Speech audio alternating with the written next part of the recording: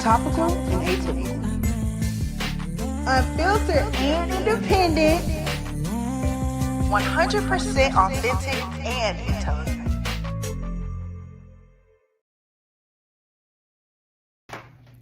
So I'm here in San Diego for the first stop on the What Would the Ancestors Say mission-driven book tour. And I'm being treated really lovely and it feels beautiful. And folks are showing up.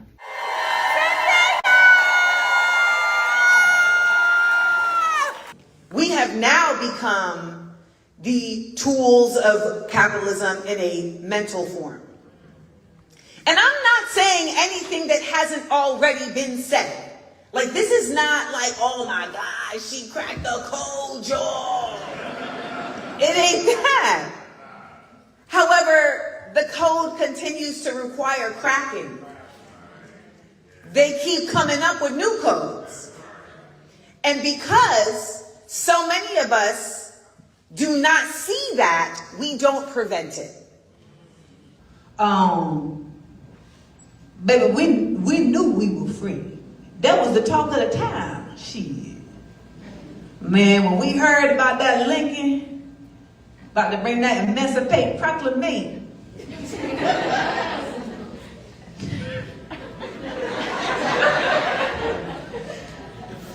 It's the fact that someone over here went stupid.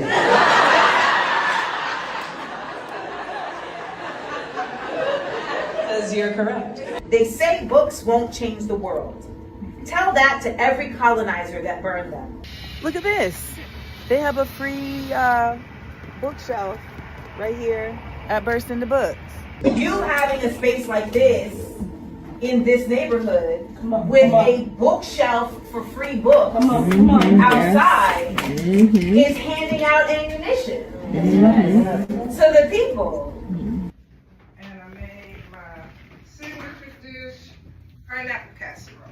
Yee! Not y'all having an actual table up here. Many black folks who served in the Civil War have said that the first time that they felt like they were seen by white folks was because they had a gun in their hand. They were seen as a threat, but they were also seen as capable. Do it. Come on over, come say hi, get you a book, and get it signed while I'm out here in the shop. We had our gods, we had our land, and we were stripped from that. And we were forced to establish something brand new here in spite of the constant threat of death, degradation, and terrorism. And somehow we managed to form blackness. Now, they may have given us the name, but we gave blackness the soul. Tell us how we can really utilize what you put in the book as a resource and tool and reference guide.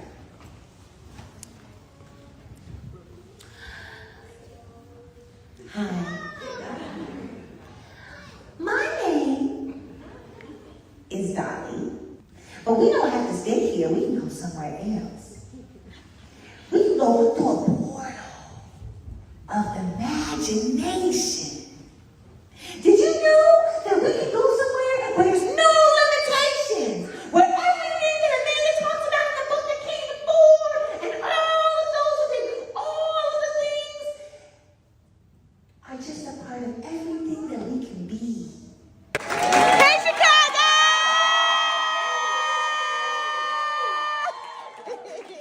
For those of us who want to inspire courage in others, what advice do you have? Do you demonstrate courage? We know that folks are not on it, so you're like, come, let's do courage, guys. And they're like, bitch, like, you know, it's folks are like, I'm busy. You know, I have a hair appointment. I can't do courage today. I don't even know the next time she's gonna be free. Like, I can't. Who's gonna be there at Courage?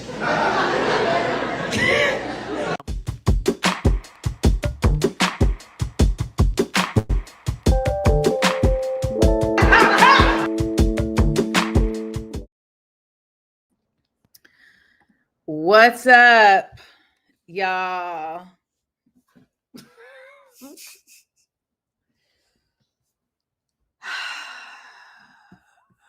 You see my energy today?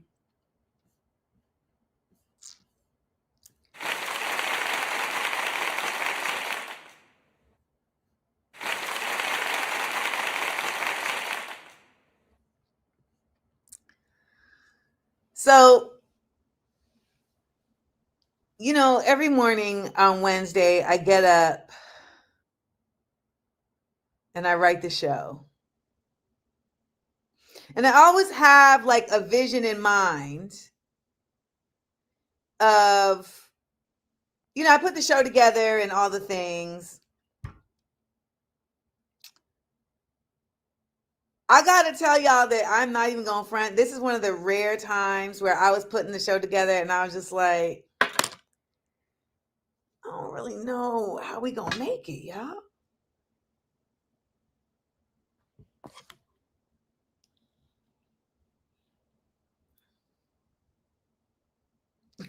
I really, and it's really only because we really only have two major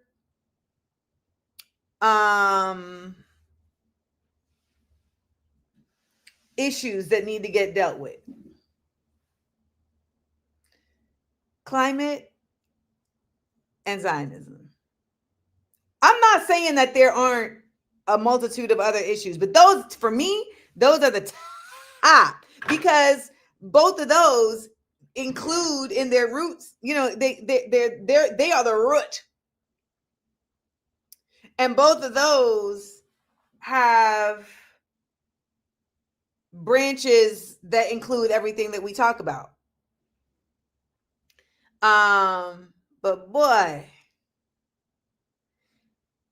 Israel is really coming for us. And when I say us, I mean the world, because they're already here. I don't know if any of y'all garden, or if any of y'all know about grasshoppers. Walk with me. So there's these grasshoppers called leba. And I mean, it's basically like locusts. They are in the ground. And then they pop out and it's an infestation. And you're like, oh, y'all niggas was here the whole time?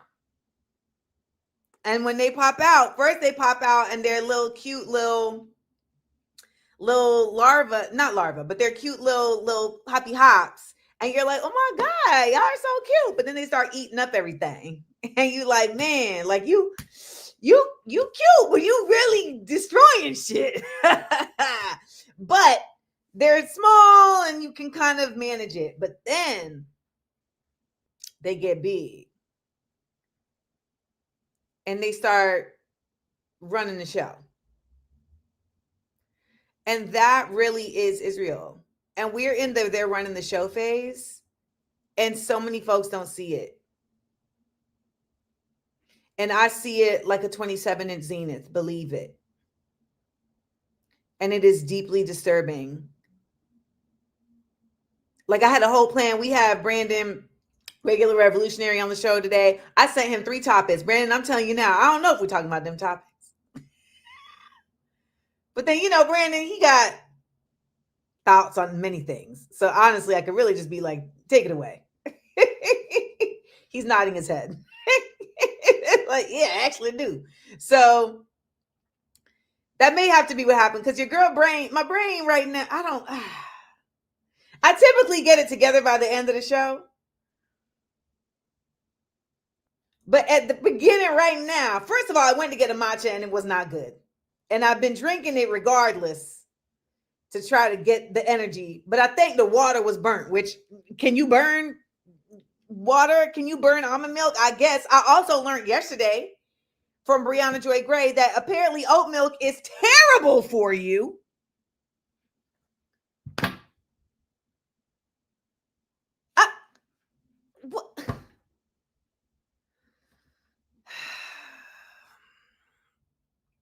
So that being said, some of the things we're going to talk about today is the fact that the ceasefire has not ended. There is no ceasefire. That was just a ruse.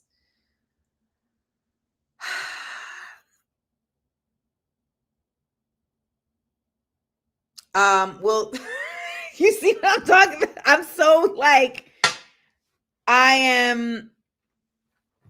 am pensive, and this is going to be a lot of information today. It's not really going to be a lot of processing. I'm just going to throw a lot at you. I'm gonna throw a lot at you, and that's what we're gonna do. So let's find out who's here.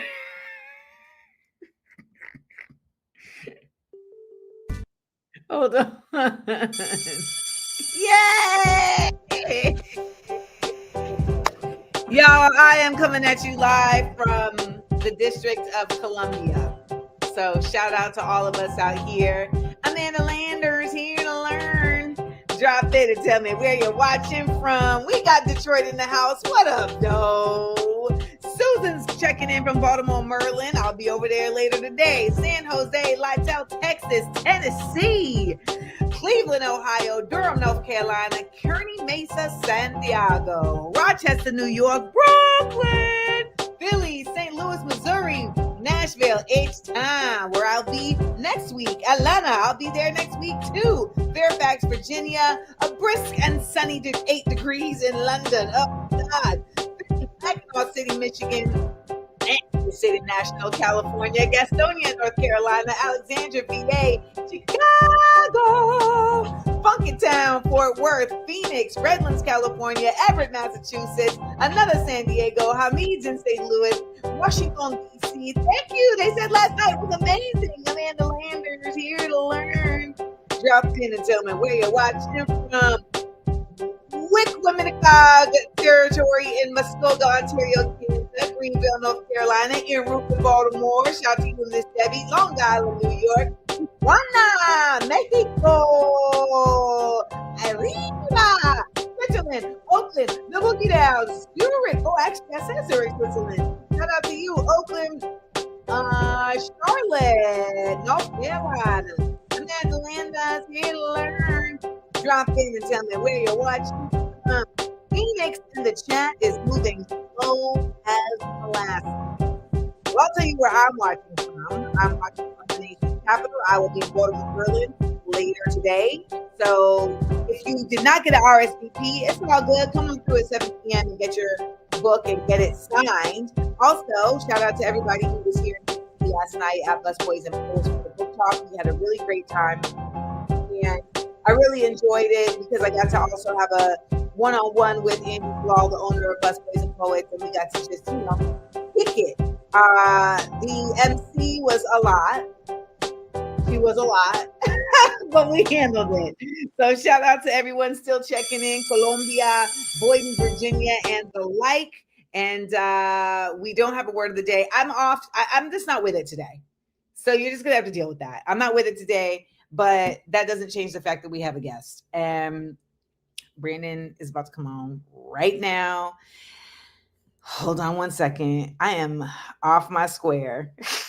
60-second headline. And I run down some news right quick. Run it down, mama. Put us on. Hello, Brandon. What's going on? Brandon, let's give you your applause.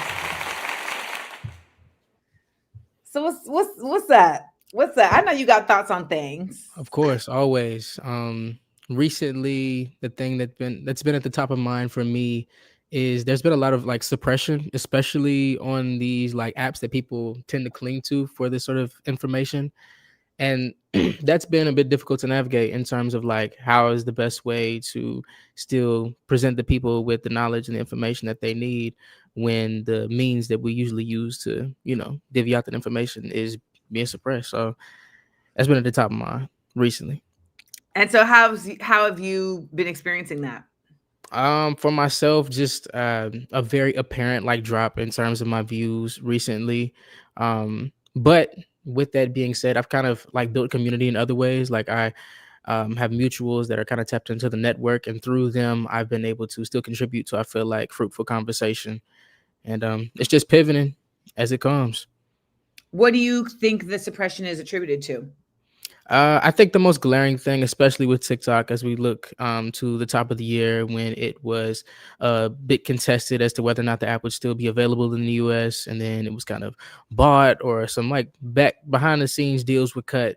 And I think since then it's been pretty apparent that that probably played a role in terms of how the algorithm's going now. Yeah, but what was that about? Oh, that initially I believe was due to your conversation or to your points earlier around Zionism, to there being such like a tangible level of outreach in terms of like the conversation around the encampments and everything and so on and so forth that was spearheaded by TikTok. And I think that's when people were saying, oh yeah, we have to like actually address this because it's having like real consequences. Well, let's listen to what this jackass has to say about it. Students, smart, well-educated young people from our own country, from around the world, where were they getting their information? They were getting their information from social media, particularly TikTok. That is where they were learning about what happened on October 7th, what happened in the days, weeks, and months to follow. That's a serious problem. It's a serious problem for democracy, whether it's Israel or the United States, and it's a serious problem for our young people. And it was frankly. Now,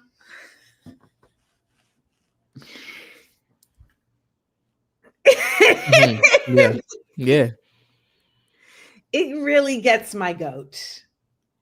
And they use buzzwords like democracy. How is that a problem for a democracy? Mm-hmm. That's literally indicative of a democracy. Yeah. But of course, and that's glaringly obvious to me, goes back to that old saying of, the system's not broken. It's working for who it's supposed to work for. And I think when we look at that, like I got a couple of my little degrees behind me now, but it's just like, be it with TikTok, whatever these platforms are, we have like the most educated populace we ever have had. So to suggest that these people that are speaking on these algorithms and on these platforms have garnered them and do not possess any like quantitative training, and that's just not true. That's hearsay, but so I saw a story of a guy in Texas who was actually being charged with a felony, and like there's like time possibly attached to him creating a zine. You know what a zine is? Yes, I am familiar. Yes. So for those who don't know, zines are essentially independent, and they're like pamphlets, but that are propaganda, but it's propaganda that is anti-fascist propaganda. They are typically politically based and have messaging that is passed through networks in an organic way. And so this man, because in the First Amendment, we're allowed to do that, they essentially are charging him because someone was transporting his zines and got arrested at a protest. Mm-hmm. And they attached that they were transporting the zines to the arrest. Okay. In some form or fashion. Yeah. And so that's already an attempt to crack down on the spaces that people are going to eventually go back to once these spaces are no longer available. And I would also add that when you came on last time and you were talking about you were talking about Musk and what they're building in Memphis. Yeah. All of that ends up connecting because that is attached to AI, and AI is now going to render these apps. I mean, it's maybe a bit alarmist, but you're not going to be able to know what's real or not. Yeah. And I mean, I don't think that's hyperbolic in any sense or any capacity, that's very real. And especially me being in the classroom now and having had time with my students and seeing the way in which they rely on artificial intelligence, because it is something that they're like, that's a part of their like foundational understanding of just society at large. And I know without a shadow of a doubt, they will not be able to tell 3 to 5 years what is real or what isn't, what's credible. Especially like I'm grateful to be in the classroom now. We're talking about like, oh, where'd you get the information from? Because now you look something up on Google, the first thing that comes up is the AI overview. Yeah. And people just take that to be gospel. And I'm like, well, what's the source? Let's check. Let's see what their credentials are, because there are people behind these algorithms that have their own vested interests. And it's those lines that you're talking about. And the fact that they're like accrediting whoever it was in Texas to the equivalent of like carrying contraband. Yes, that's literally what the accreditation was. Yeah. And I mean, it goes back to, and that's why I think it's understated, like how much we fought for education to get it to where it is, how much of a criminal act it was, especially on the plantations, to find a slave that was reading, that was able to, discern these things that are going on. And I think that's something that we've lost. We now have gotten to a space where it's like, oh, if you have money or if you have some like notoriety, these are the things that we desire, and so on and so forth. And in that, we've kind of like lost our fervor for education and the tool for liberation that it is. I mean, I'm watching Venezuela right now, doing what it seems like the best they can to try to basically arm themselves for whatever's coming, right? We're seeing that there is an actual imminent strike, that a ground invasion or from the sky, etc., is impending. And even though there seems to be, of course, no real plan that we are able to see from Venezuela's side on how they're going to fight this in a real challenging way, they're still like, but we still don't fight though. Absolutely. Absolutely. Fight though. So, now there's this story that's come out about Hegseth. And I don't know if you all know that there was another boat strike and there were survivors who were clinging to wreckage. And the word on the street is that Pete Hegseth, the head of the war crimes unit, the head of the war unit, the Department of War, gave a verbal order to quote unquote kill them all, which is considered a war crime. I don't know why it's not considered a war crime that you shot the boat in the first place.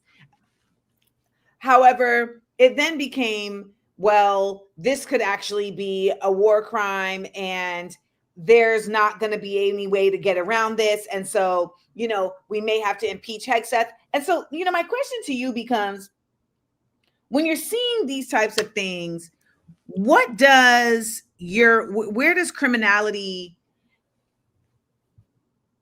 that's not the question I have for you. What are your thoughts when you see that?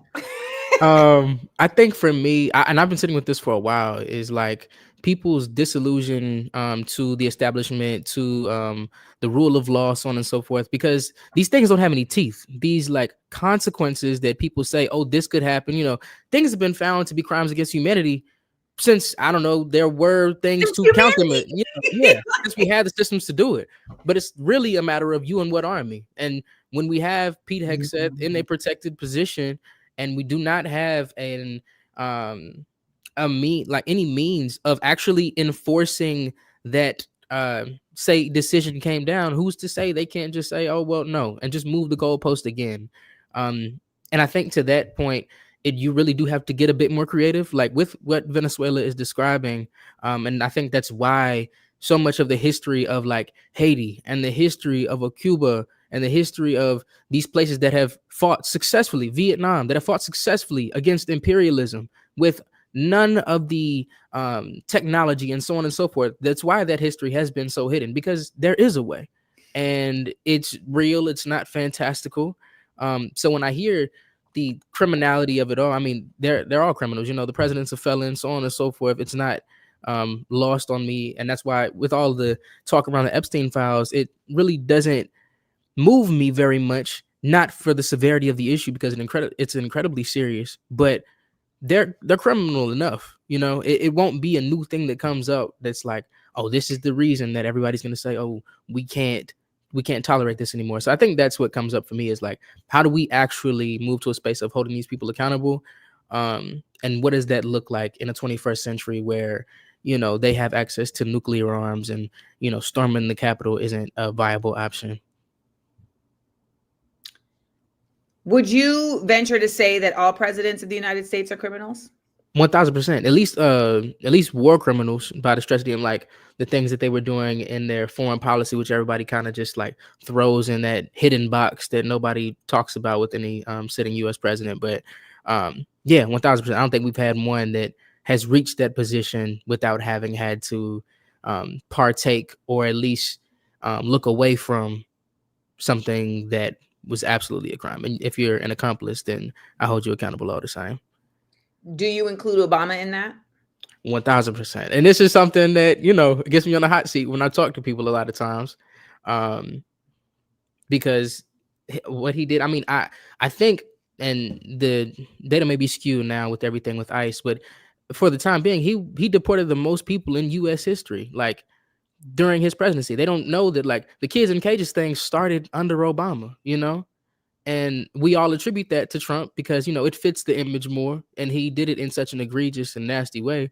Yes. But Obama did it in a way that Malcolm said the Democrats would, you know, that they'll smile in your face and, you know, stab you in the back. And to me, I can look at him in the nuance of a person and appreciate what he was and what he meant to black people and to black What families. does he mean to black people? Because this, and I just want to, this has nothing to do with, it does, everything has everything to do with anything. Yeah. Because this is what's been concerning me about what limits our ability to be able to even identify that there's a fight to be fought. Mm-hmm. Because what always ends up happening is we turn to what he means for black people. Oh, yeah. However, I'm like, yeah, but what he quote unquote means for black people is also made up. Mm-hmm. No, yeah, it's a fantasy. His Obama at this point, in a real way, is Black Jesus. Like, it's not even in the sense of like, regardless as to whether or not this was a real person who did these things that people ascribe to him, the story, I viscerally remember at that time, I know my grandmother, like, she, you know, Lord rest her soul, but she cried, you know, at the thought that like a black man like is the president of this country, you know, and just conceptually from a people that were enslaved, to see that. Mind you, he is not a descendant of people. I understand, and I hate to pull the puppet the veil back. Yeah, I hate to tell them somebody pulling the strings, but let's just have it. Let's just talk about it for a second. You know, we'll see it in that light. But yeah, in terms of what you were asking with what he means to black people, I think most people don't want to know that he's not a descendant of chattel slavery. You know, most people don't want to hear that. That's not something that you're gonna be applauded for at the Thanksgiving table. Man, fuck Thanksgiving. That's real. That's real. That's real. Man, I think like in order to move that demographic, be the demographic that I'm referring to being those that say, oh, Obama was this, you know, amazing, so on and so forth. We should all aspire to be the Obamas in our country, so on and so forth. I think I'll concede that the image is, I guess, okay if you don't look too hard. If you squint and spin around 3 times and do it from a 1,000-eye view, the black man is the president. But if we're engaging with it critically, if we're trying to get somewhere that's true liberation, that can't be where it stops, you know? The president of trash. Like, it's like what you're the president of is what matters, right? Like Adrienne is in here in our chat saying that she likes seeing Idris Elba as president in House of Dynamite. He was also a warmongering regular president. So then we have to ask ourselves, but then why did you like seeing him as president of House of Dynamite? Let me tell you, the show Ozark has nan black people in it, except one lady who's a Fed. But everybody else who is actually doing all of the dirt, not one black person. And people say to me, why you like that show? Game of Thrones. Ain't no black people in Game of Thrones. They're like, why you like Game of Thrones? There ain't no black people in there. And I'm like, because I don't even want black people in that world. Yeah. I'm fine with there not being black people in this mess of a world, right? Absolutely. And so when I see black people in the government, you know, we're seeing Stacey Plaskett hemmed up with Epstein. She is the U.S. Virgin Islands representative, and you hemmed up with Epstein. I'm just like, it's not valuable to be put in positions of power over terror. If you're not ending the terror. And I think to me at that point, that's where Africa serves as such a good like reminder oftentimes that Remind me. black people, Get me there, Brandon. Get me there. yeah, a lot of people don't look at things from a Pan-African view. You know, if you look at it in strictly a U.S. context, then this is the first time we've seen a nigga get in this position and wild out. You know what I'm saying? And do something crazy. But when you recognize that you are not, and Lord, I'm divulging into different territory. Let me reel it in. You see, I sat back. But I was just gonna say, this is where a lot of black people specifically, when they are growing their consciousness, I feel like it's very easy for them to trail off into these fringe groups, be it Hebrew Israelites, be it foundational Black Americans, whatever the case may be.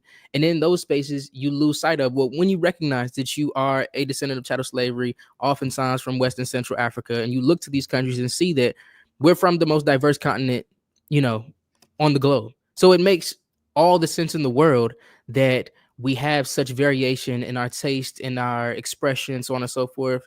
And it's why, for me, I don't feel the push, or I no longer feel like, why can't we all see things the same way? Like, we all black.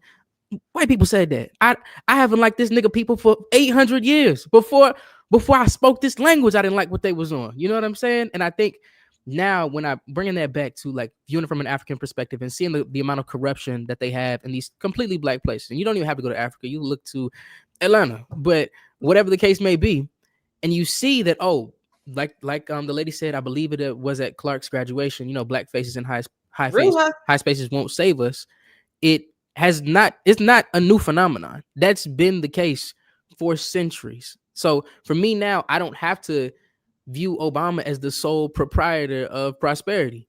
I can look to people and say, oh, we had people before now that showed there was corruption in these spaces. That's not enough. It's not enough for you to just have more melanin than the average Caucasian. It's not enough. That doesn't give me anything. I've been really trying to, on this book tour for my book, What Would the Ancestors Say? I've been really trying to expound upon the themes that I talk about in the book, like PSYOPs, like Black excellence as a false, directive of progress, talking about really just the concept of what it means to be Black and American, right? And is that something to take pride in, or is that something that we need to do more work to redefine for ourselves? And last night, someone asked me, well, what are like the ways in which we can get the world to care about Black America and like what we're going through?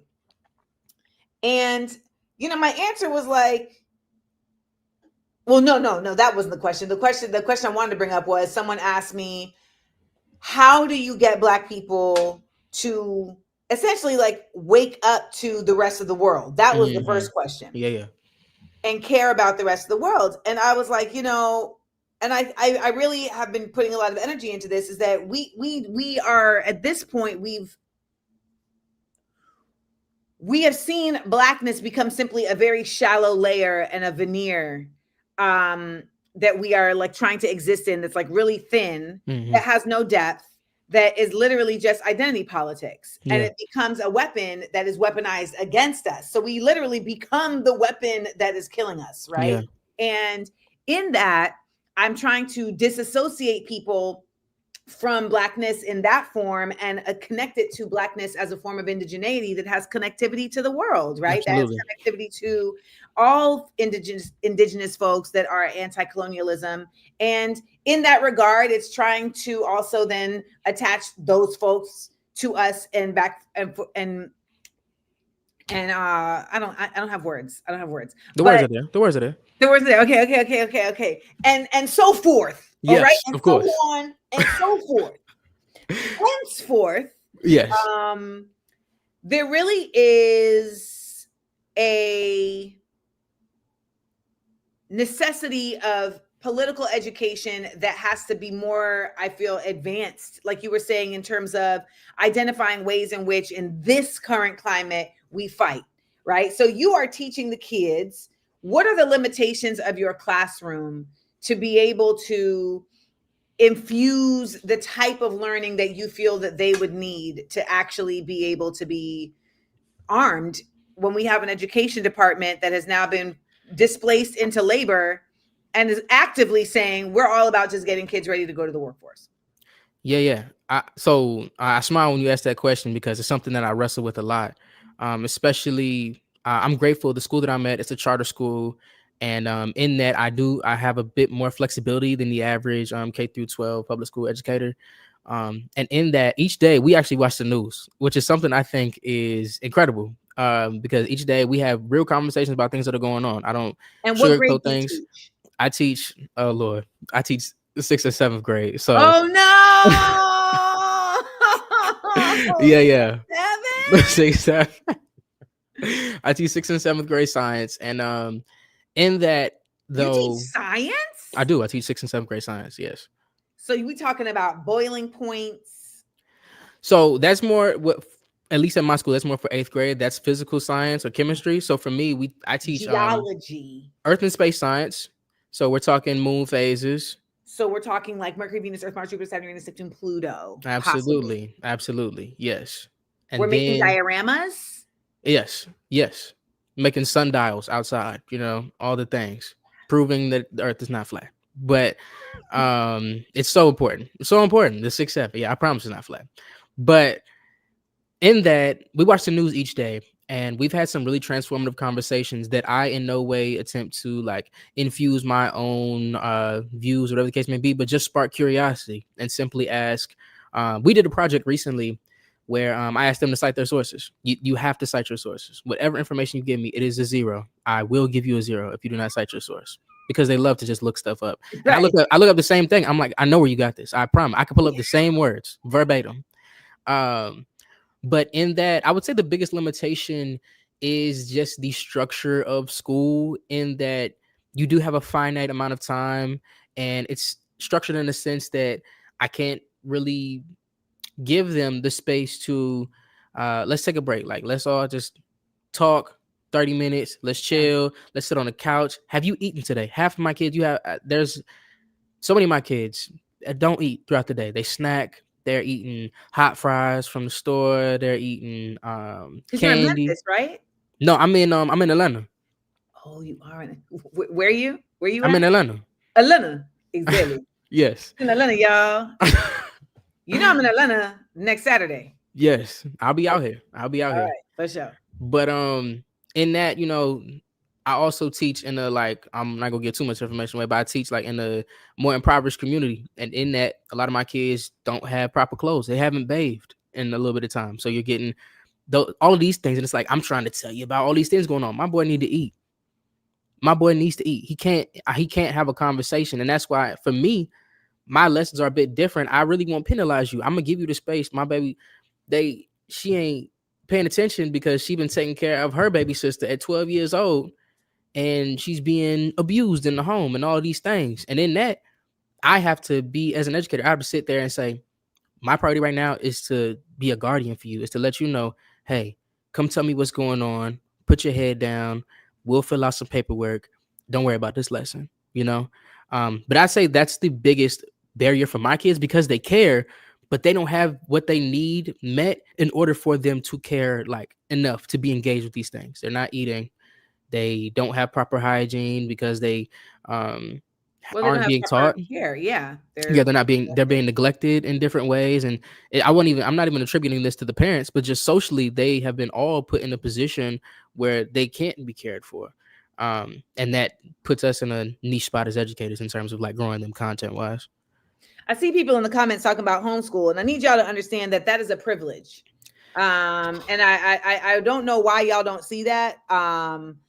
Maybe you do see that, but I'm going to reiterate it. Homeschool is a privilege. Like, there was no version of life where my mother was going to be able to homeschool me. Yeah. She literally had to go to work.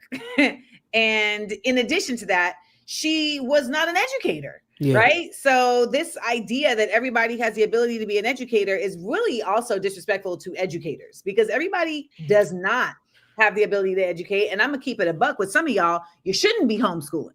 Some of y'all actually do not have the skill set to homeschool your kids. Send them kids out. Send them kids. You're really teaching from a place of ego. And that is one of the things that I noticed what you said was that you will have conversations with the kids where you're not necessarily, putting your mindset into the space. And I think that's something that is really hard for any parent to do, and for most adults to do. Absolutely. Right? Like, I ain't gonna lie to you. We had a little 21-year-old come up to us last night when I was done doing my talk. And it was me and Brianna Joy Gray and Olivia Odanucci, who is she's an organizer. And there was another friend of them there. And so this little 21-year-old from Howard came up, and she was like, what's up? I just wanted to say hello. Miss Seals, I was at the talk and it was really great to meet you. And I was like, oh, and she was like, I go to Howard University. I was like, oh, what do you do at Howard? And she was like, in finance. And we was all like, I didn't want to say nothing. And I went, oh, you in finance? I said, why are you in finance? She said, for the money. So, anyone who knows me at this point in my life, I've checked out. Yeah, of course. Naturally. I've checked out. Yeah. But anyone who knows Brianna knows she has checked in. She's like, really? So why? And so she was like, what year are you? She's like, well, I'm a senior. And, so my next phase is I'm going to law school. So Brianna was like, oh, okay. Cause she is a lawyer. She was a lawyer. She was a lawyer. Yeah. She's like, so what are you going to law school for? And she was like, right now I'm going for venture capitalist, private equity. What? Did she come to the right talk? This is what I genuinely, I'm like going through my head. Like, did you acknowledge any of this in your talk? Like, did you mention any of this? Because I was fascinated by, it wasn't that she was coming up with curiosity. It was more so that she was flossing it. And I just saw someone in the chat say there's nothing wrong with the monies. The thing about it is that if your whole trajectory is about getting money, there is absolutely an issue with that, right? 1000%. And I was trying my best to not, put my thoughts on it. Of course. She kept talking. And finally, y'all, my Uber came and I was like, Brother Amir was like, Uber's arrived. And I said, private equity is the devil. Yeah. All right, y'all. There you go. That's really all that needs to be said. 1000%. And her reasoning was, I want to make enough money in 5 years so that I can travel the world. Okay. And now I thought she was going to bend that corner. I thought she was going to come back onto a black capitalist, buy back the block type of energy, but it was that's eventually where it goes, right? Okay, yeah. Because and when people say I'm going to do something in 5 years, I was like, you don't even understand. Because the first thing I said when she said I'm going to go into finance, I said, well, I don't know that that's a field that's going to be in existence in the way that you are in it right now in 5 years. Right. And, that's the 5 years that people think were the last 5 years. That's not the next 5 years. So the whole buy the block back, even that is like, what's the plan? Y'all been buying the block back for the last 40 years. There's not a plan. And a big thing I try to not just I haven't told my kids this, but it would be something if I am able to teach high school at some point that I would engage in them with is the concept that you will be influenced by who you're around. So to suggest that you're going to get into this space and you're going to retain every ounce of whatever care you do still possess with the finance and the venture capitalism already there, the seed is planted. All they need to do is pour a little water and just stick you out in the sun, and you're going to grow into a happy little capitalist. It's already germinating. It's there.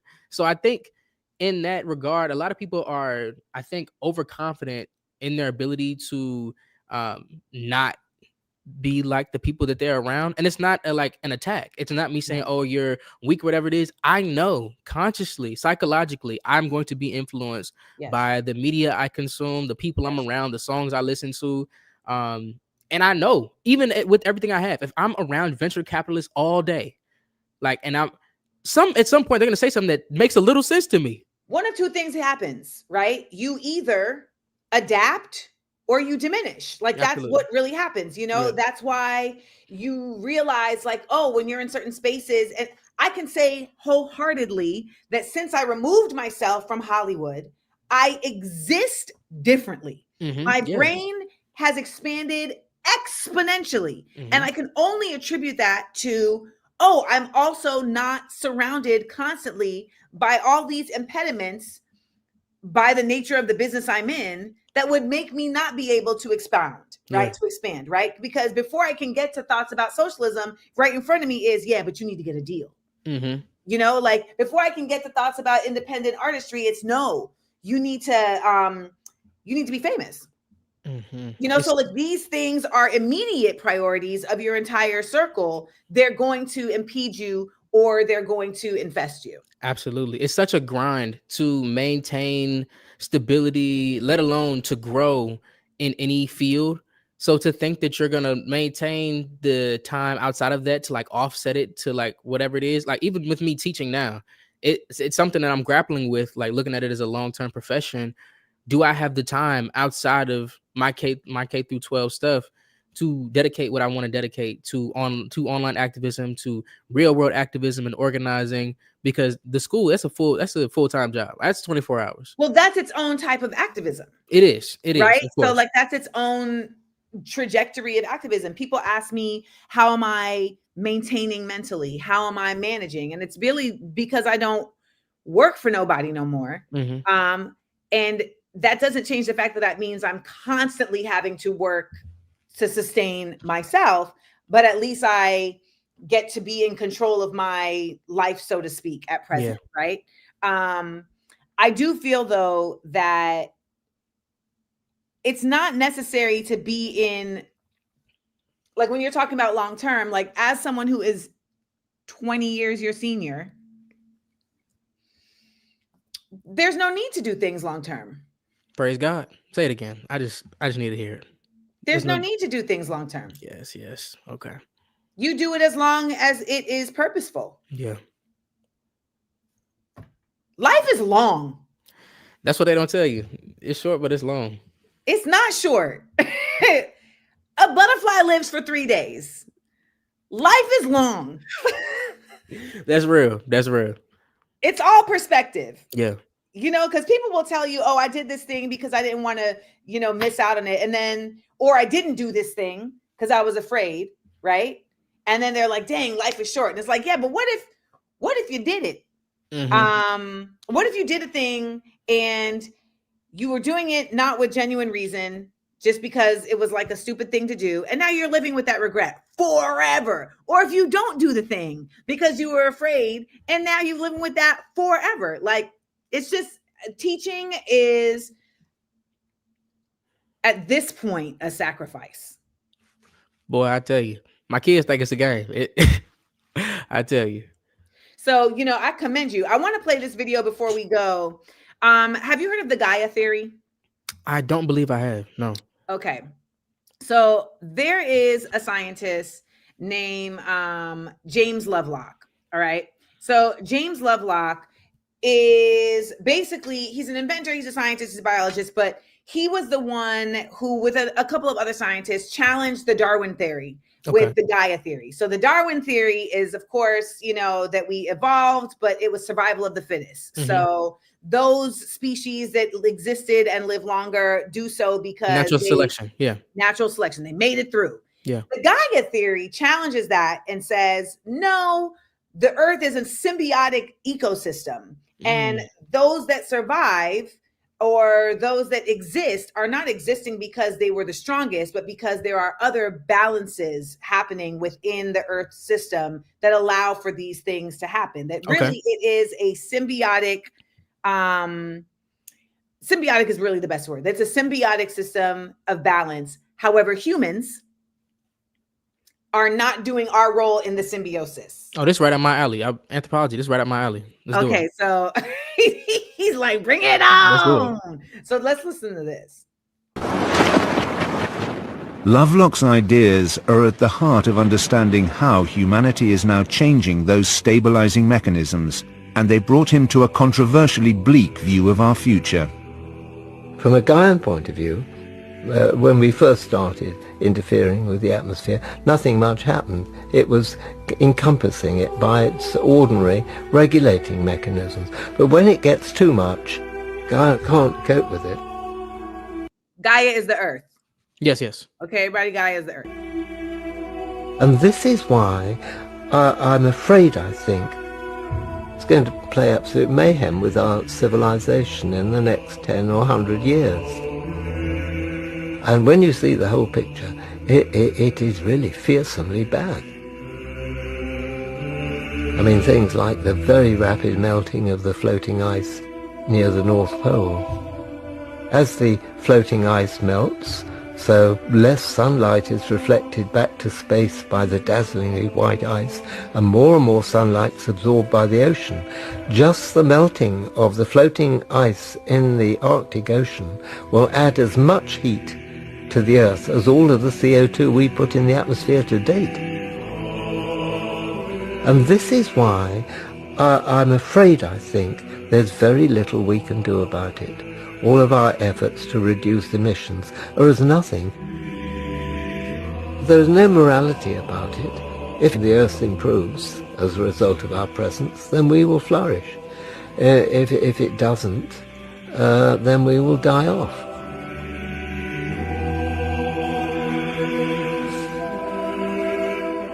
I fear that not many of us will survive, perhaps, at best about 1 billion, possibly a lot less than that. Now, how they will die, it'll be by starvation, by war, by disease, who knows? The four horsemen really ride when conditions like that happen. It isn't an easy subject, is it? No.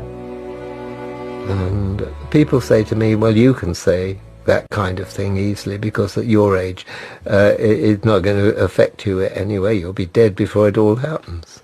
And that's true. Although I'm not so sure that if I live to 100, I think a lot of things may happen before then.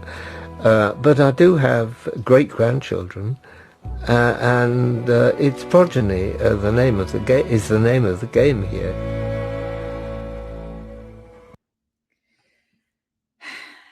So you have old white men that are like, y'all, what are we doing? And I think about the kids in your class and what it means to teach science in the context of this.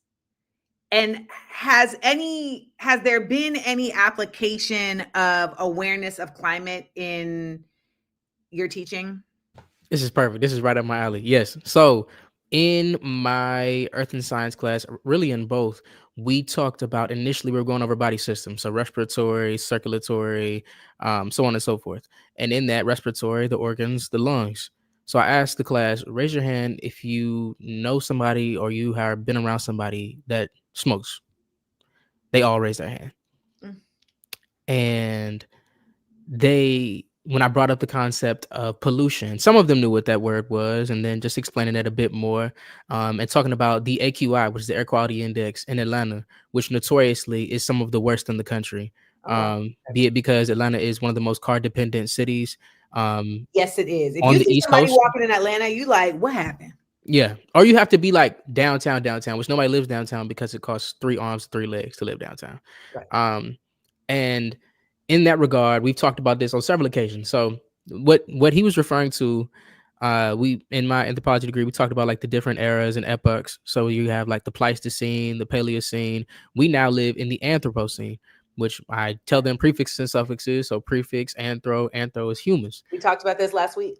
So what we're talking about with the Anthropocene is the environment is being changed and altered due to our influence. Like the Anthropocene is, we are now evolving because of our influence on our environment, which is real trippy Inception type of stuff. But in a real tangible way, what I express to them is that like, it's not, and this is where I tie it back in. I don't influence them with any of my views, but I'll say it's not by coincidence that everybody here just raised their hand to say you've been around somebody that smokes before. If I go somewhere else in this city, they won't say the same thing. You know, and that right there, I could ask my entire school because of where I'm at, because of, you know, the type of school that it is, and they're all going to raise their hands because they've all been in that environment and talking to them about secondhand smoke and so on and so forth. I did a campaign with Truth. Remember the Truth ads? For yeah. I did a campaign with them where we went to different parts of Baltimore and we looked at the advertising in different parts of Baltimore. And you go in one part of Baltimore, it is predominantly higher income, etc. And there is not a single cigarette advertisement, not a single Dutch Master advertisement anywhere. You go to the hood and they're massive. Like, and I mean, the menthols are lining the wall. I mean, the store is basically for menthols. Absolutely. Absolutely. And I mean, I'm from Virginia, so I'm from the tobacco capital really of the US. So in that, everybody talks about Newport. It's like I frequent the 75. So Newport News, Virginia, and all those things. Virginia. Absolutely. So when we talk about all these concepts, it's really for me just planting the seed of that critical thought. I recognize that 12 and 13, it's not all gonna land right now. You're not dealing with the immediate consequences. You're a child, or whether you are, but you're not aware of how that's impacting you. And all like most of my school has asthma. That's not uncommon in my school, and that's all they know. So that's their norm. So to speak of a world where that isn't the case to them is fantastical. It's like that's just what it is here. It's not, they don't feel disadvantaged because everybody here is disadvantaged. And I think in that way it's sad because also a lot of my students haven't left Atlanta or have never seen another place where the air is different, where people here live in a different way. And just hearing that, I mean, it's something about old white men with these like gong level of soundtracks. Like, y'all, come on now. I mean, it's bad, but we dragging it a little bit here. Wait a minute. I was thinking that to myself. Oh, yeah. Like, they really are laying it on thick with these monks. Oh, for sure. For sure. And I mean, what I hate to say about it, I also know this is true. I mean, marketing and everything, it's also a cash thing. It's like people are more invested when they see an old white man and hear some Nordic hums in the background. Oh, he got to know what he's talking about. This is some next level shit. Yeah. But in comparison to somebody on TikTok that looks like myself, oh, he's just talking, but neither here nor there. But I bring that up just because, like, for me, I brought this like last time. You asked me like, what would the ancestors say? And my thing was, there's nothing new under the sun. And for me now, I still look at this and say, although this is crazy, like this is a very serious issue, and I won't act like it's not. We have faced insurmountable things, I don't know, Playboy. We have. I promise. I don't know that we faced this one. Not this one. Not this one. I'll just say this. We have never faced extinction, and Homo sapiens have never faced extinction. I'll say that's true, but I'll say as Black people, specifically African people. I read this book called The Destruction of the Black Civilization by Chancellor Williams, when he's like kind of like dating everything that took place, like that led throughout just kind of Africa's evolution over time. And we have been facing like environmental struggle and strife for centuries. So the concept of like movement due to so on and so forth to these things isn't like foreign to us, in that way. And yes, it hasn't been to this degree by no stretch of the imagination. That's there's something there though, because I feel like the Black people that I know in the United States, there's either people who are like avid travelers or people who don't leave the block. Oh yeah. Like, it's literally, I remember years ago when I had put out a tweet that said, if you have money for Jordans and tracksuit and Nike tracksuits and you don't have a passport, you're losing. The attack that came down on me, mind you, I didn't say nothing about Black people, but the attack that came down on me, I'll never forget this one tweet that said, Amanda Seales is a petty bourgeoisie elitist who is attacking and shaming the disenfranchised and passport shaming the disenfranchised Black community. Of course. And here we are. And I'm like, we don't have a culture of movement anymore. And we need it. I think a lot of that, though, for most Black folks is due to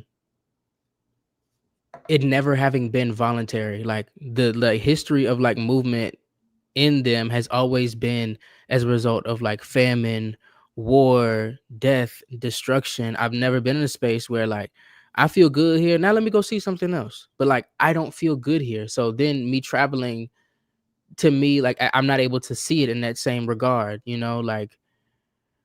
And I think I do encourage everyone to travel, and I haven't traveled. I'm really one of them round the block niggas, to be honest. Why? Well, for me, my family never traveled. We traveled. Traveling for them You was are 26, are you not? no. I'm 23. Oh, Jesus, you're 7 years old. Where do you want to go? Do you have a passport, Brandon? I do have a passport. Yes. Where do you want to go? Okay, tangent here, but I be nervous about traveling a lot of times because of my dietary restrictions. And Dietary. I mean, now we in a whole other. Can you tell us? Are you willing to tell us? What yeah, your it's dietary just peanuts. It's just peanuts. So don't go to Thailand. But for real, and it's Carry that EpiPens. it's that in combination with just I am the first in my family to kind of we just don't do that. That's not something my family does. It's like, What does your go family have places. to do with you traveling? I didn't have that modeled for me, like Where do you want to go? I want to go to my advisor was talking about Guadeloupe. I want to go to Guadeloupe.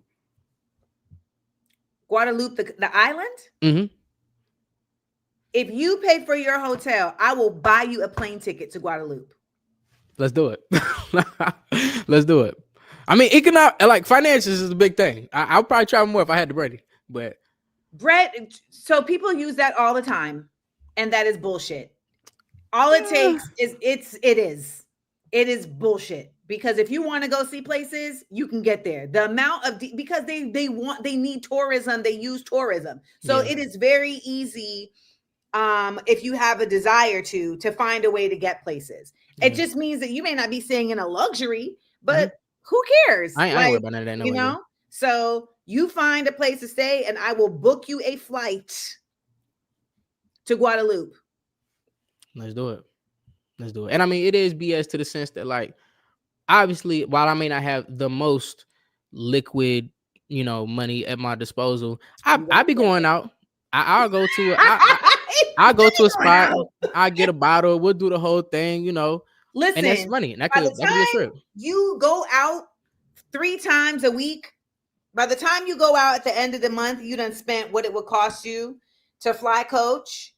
And, don't get me wrong, like there are places that you can go that are going to be less expensive than other places. True. Right? A lot of people go to Thailand because, the plane ticket be a grip, but then once you get there, everything is $5, Yeah. But you don't go to St. Bart's because everything there is $50,000. Like, it's just the way it goes. Yeah. So the reality, though, is that you also have to expand your consciousness to be able to even expand the consciousness of the children around you. Like, Absolutely. that's just a reality. Absolutely. And, when I see folks that have the intellect that you have, but you haven't had the opportunity to even like just get out of your space, it's like that is part of the oppression, right? And it tricks you into thinking this is all there is. Mm-hmm. So figure it out and do not forfeit my offer. Don't play with me. Okay, I won't. I promise. Because don't nobody else give people offers like this. And if I had somebody do that with me recently, and I was like, "You corny." Hey, I'm gonna do it. Look, I get to looking right now. Ain't got to tell me twice. I get up out of town. I got some PTO anyway. Brandon gonna come back like I found my wife. Praise God. I'm speaking French. I'm Praise staying in God. Guadeloupe. Mm-hmm. Parlez-vous français? It's different. It's different. Je m'appelle Brandon. All of that. All right. So just so y'all know, when you buying books, this is the type of shit it go to. Okay. This is the type of shit when y'all buy books, it goes to. And again, as Adrian's as YouTuber says, don't let your family story limit you. Let it inspire you. That's a fact. Yeah. Let it inspire you. My family never went, so I have to go. Mm-hmm. Yeah. Feel me? So we have this on the books, y'all. It is now witnessed that Brandon has committed to finding a place to stay. And if anybody here knows of any affordable housing in Guadeloupe or any affordable hotels in Guadeloupe, please let us know so that we can get Brandon out of Los Estados Unidos to experience something different. I actually think I may have a connect for you. Okay, perfect. I'm gonna hit my homegirl Fiona Compton of Know Your Caribbean. She know everybody. Okay. Brandon, always a pledge. Like literally when I looked on the schedule and it said you were coming on, I was like, oh yay! I'm glad. My fellow Nose Ring Locks gang. That's Absolutely. what it is. Absolutely. So we will be in touch. And Yes, make sure ma'am. you take a lot of pictures. I will. All right. Yay, y'all. Let me tell you. A quick way to feel better about the world is to be generous. Quick way to be to feel better about the world is to be generous. And let me just also say that it does not require money to be generous. Okay, you can be generous with your time. One thing about like old folks, they just want to talk. So you can be generous with just your listening. You know, sometimes it's like you just need to be willing to listen and give people listening. Like when people think about like volunteering at an elderly home, you might be thinking like, damn, I'm about to be having to like clean up poop from elders. And like, no, that's what CNAs and nurses are going to be doing. What you can be doing is literally just sitting there and listening to them. They just want to talk. Just want to be spoke to. So it does not have to be monetarily based.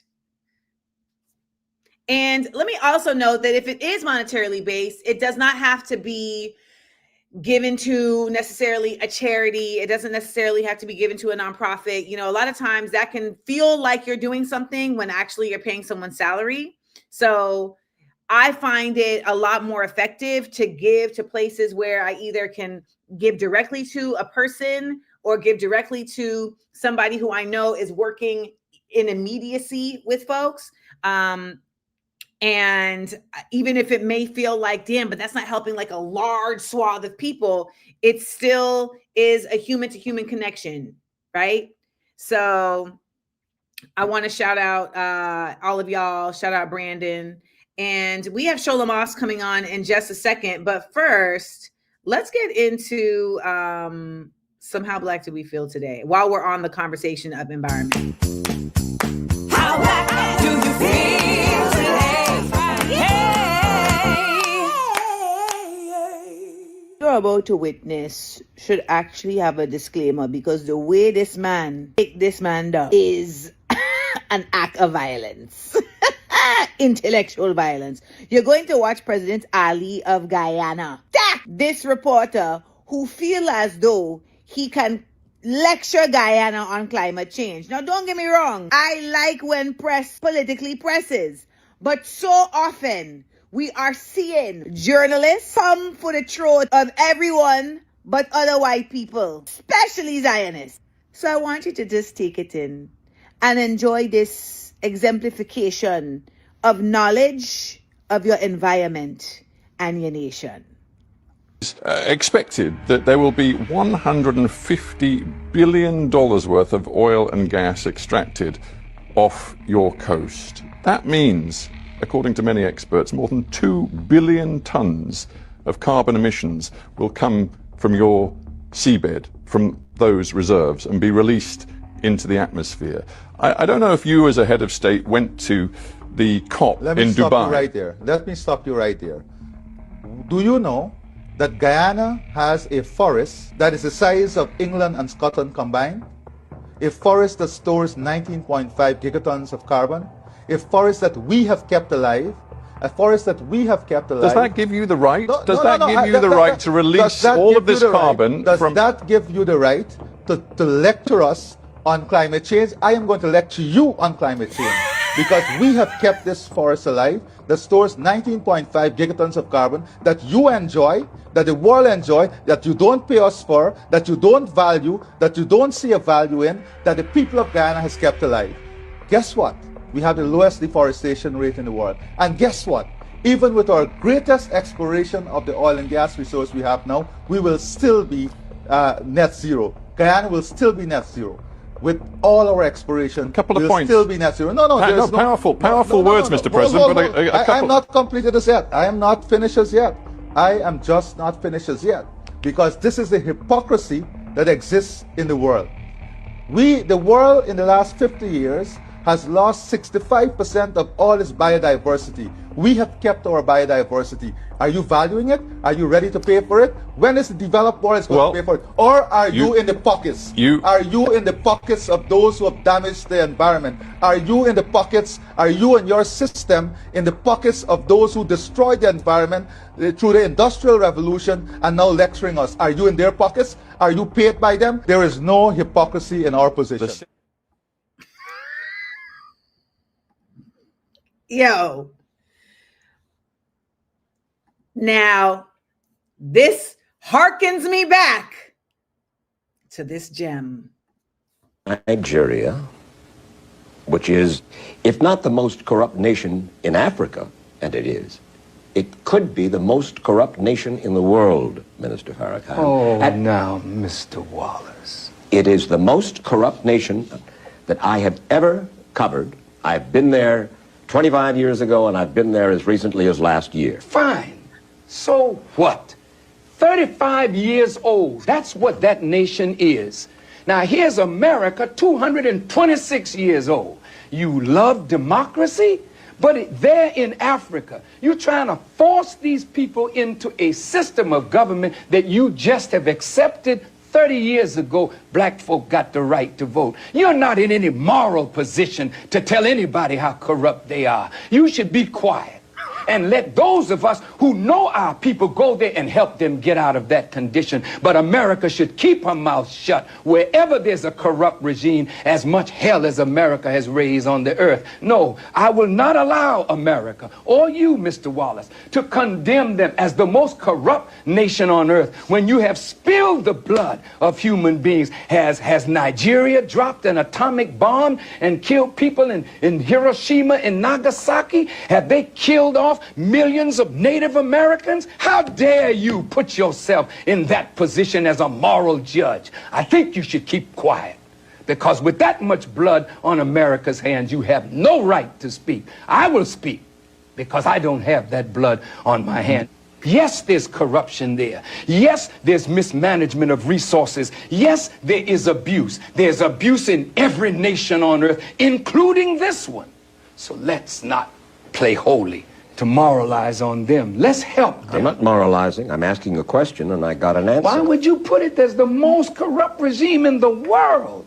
That doesn't make sense. Can you think of one more corrupt? Yeah, I'm living in one.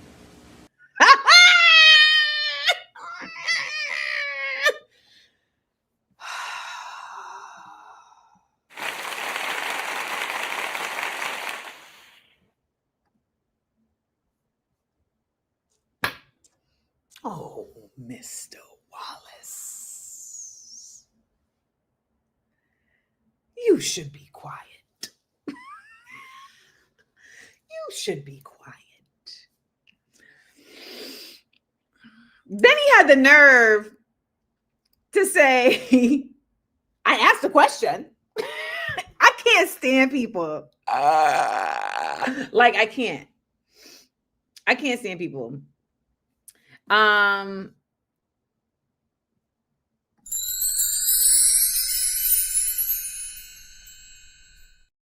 Let's discuss today's high quality white. Our high quality white of this show is going to none other than the Littles Queen herself, Miss Rachel, who was named by a Jewish organization as Anti-Semite of the Year. The way that these folks are wildly terrible while also being wildly hilarious in their nonsense is an interesting juxtaposition, because we are also experiencing it with our own United States government. Y'all, these folks done said, this is the American pro-Israel group Stop Anti-Semitism. They have included her in their list, saying that she is highlighting the suffering of Palestinian children, and thus she is on their list of Anti-Semite of the Year. They have repeatedly attacked her on social media, She was listed alongside 9 other media personalities who have consistently criticized Israel's war on Gaza and its influence over U.S. politics. They even urged U.S. Attorney General Pam Bondi to investigate whether Miss Rachel, is receiving foreign funding to promote anti-Israel message and influence public opinion. Of course, there is absolutely no record of this. Meanwhile, Glamour magazine officially recognized her as one of its 2025 Women of the Year. Now, Rachel's response to this was very demure. It was very demure, and she said, "Oh, I am so thankful to Jewish organizations, rabbis, friends, colleagues, and family for standing by me like JFREJ and Rabbis for a Ceasefire. I'm against anti-Semitism and all form of hate and racism. I'm incredibly proud of my work to help Palestinian children. With 20,000 Palestinian children killed, most child amputees in modern history, homes, schools, and hospitals bombed, 17,000 orphans, everyone should be speaking out. I'm proud of all of us who have been brave. We chose and we choose humanity over fear."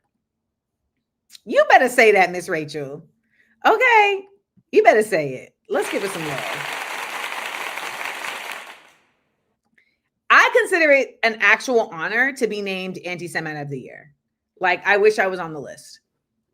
And I say that because at this point, being labeled an anti-Semite by these types of people is simply just that you have been very steadfast, loud, and effective in your challenging of Zionist apartheid practices.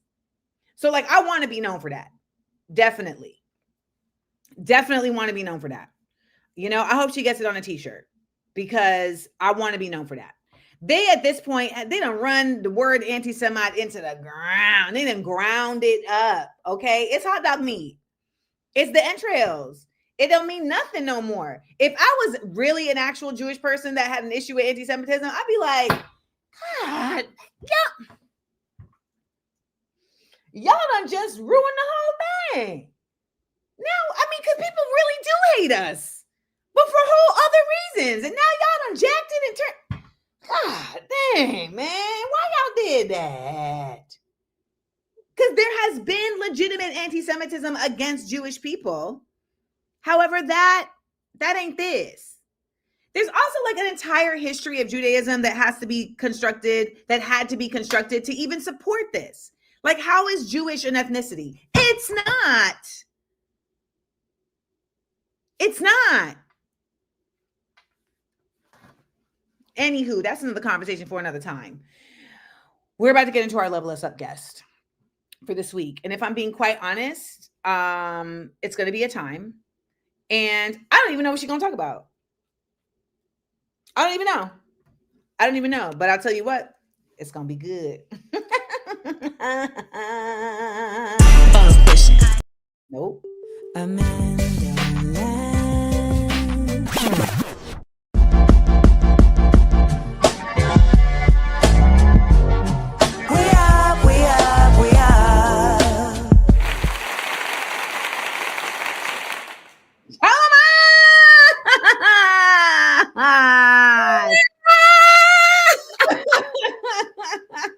How are you? Sis, je suis beautiful. I am very fine. How you doing?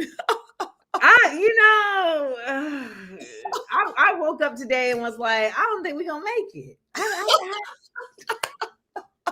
Let me tell you, I was just listening to the tail end of your monologue, and the way I was clapping, I was like, yes, we need to have this conversation. Oh, what's an ethnicity again? You know what? Yeah, being called an anti-Semite today is a freaking badge of honor, especially by those people. Yes. And like, what are you doing? What are you doing? You're utterly rubbishing what anti-Semitism is if you reduce it to people, not having the right to say, we stand against a state that commits genocide. Come on now. That you're weaponizing anti-Semitism against people who say Children have the right to live. That's it. Yeah. That's it. But the people saying this are like, we trying to just kill people in peace, and y'all keep talking about it. We got to take the social media. Y'all didn't keep talking about it. We got to take the social media. We're trying to kill these kids in peace. The fact that that's what they on. Can I just say this? Let me say this. The fact that we've got to the point that talking about this makes us laugh at them, that always tells me the point I have reached. That I am so angry that really the only other option is for me to laugh, or else I'll be raging, and all the world will hear is me roar, because what the actual hell? Like, what do you mean? What do you mean to tell me, hey, me, that I can't open this God-given mouth of mine and curse the hell out of you for committing war crimes? Well, like, let's do this. Wait, let me play this video for you, because since you're talking about you want to get mad, I'm gonna get mad with you. I'm gonna get mad with you. Where is it? Dang, where's this goddamn video? You know what? I gotta transfer it. So we'll come back to it. What are you up to? What's going on? What are you talking to us about today?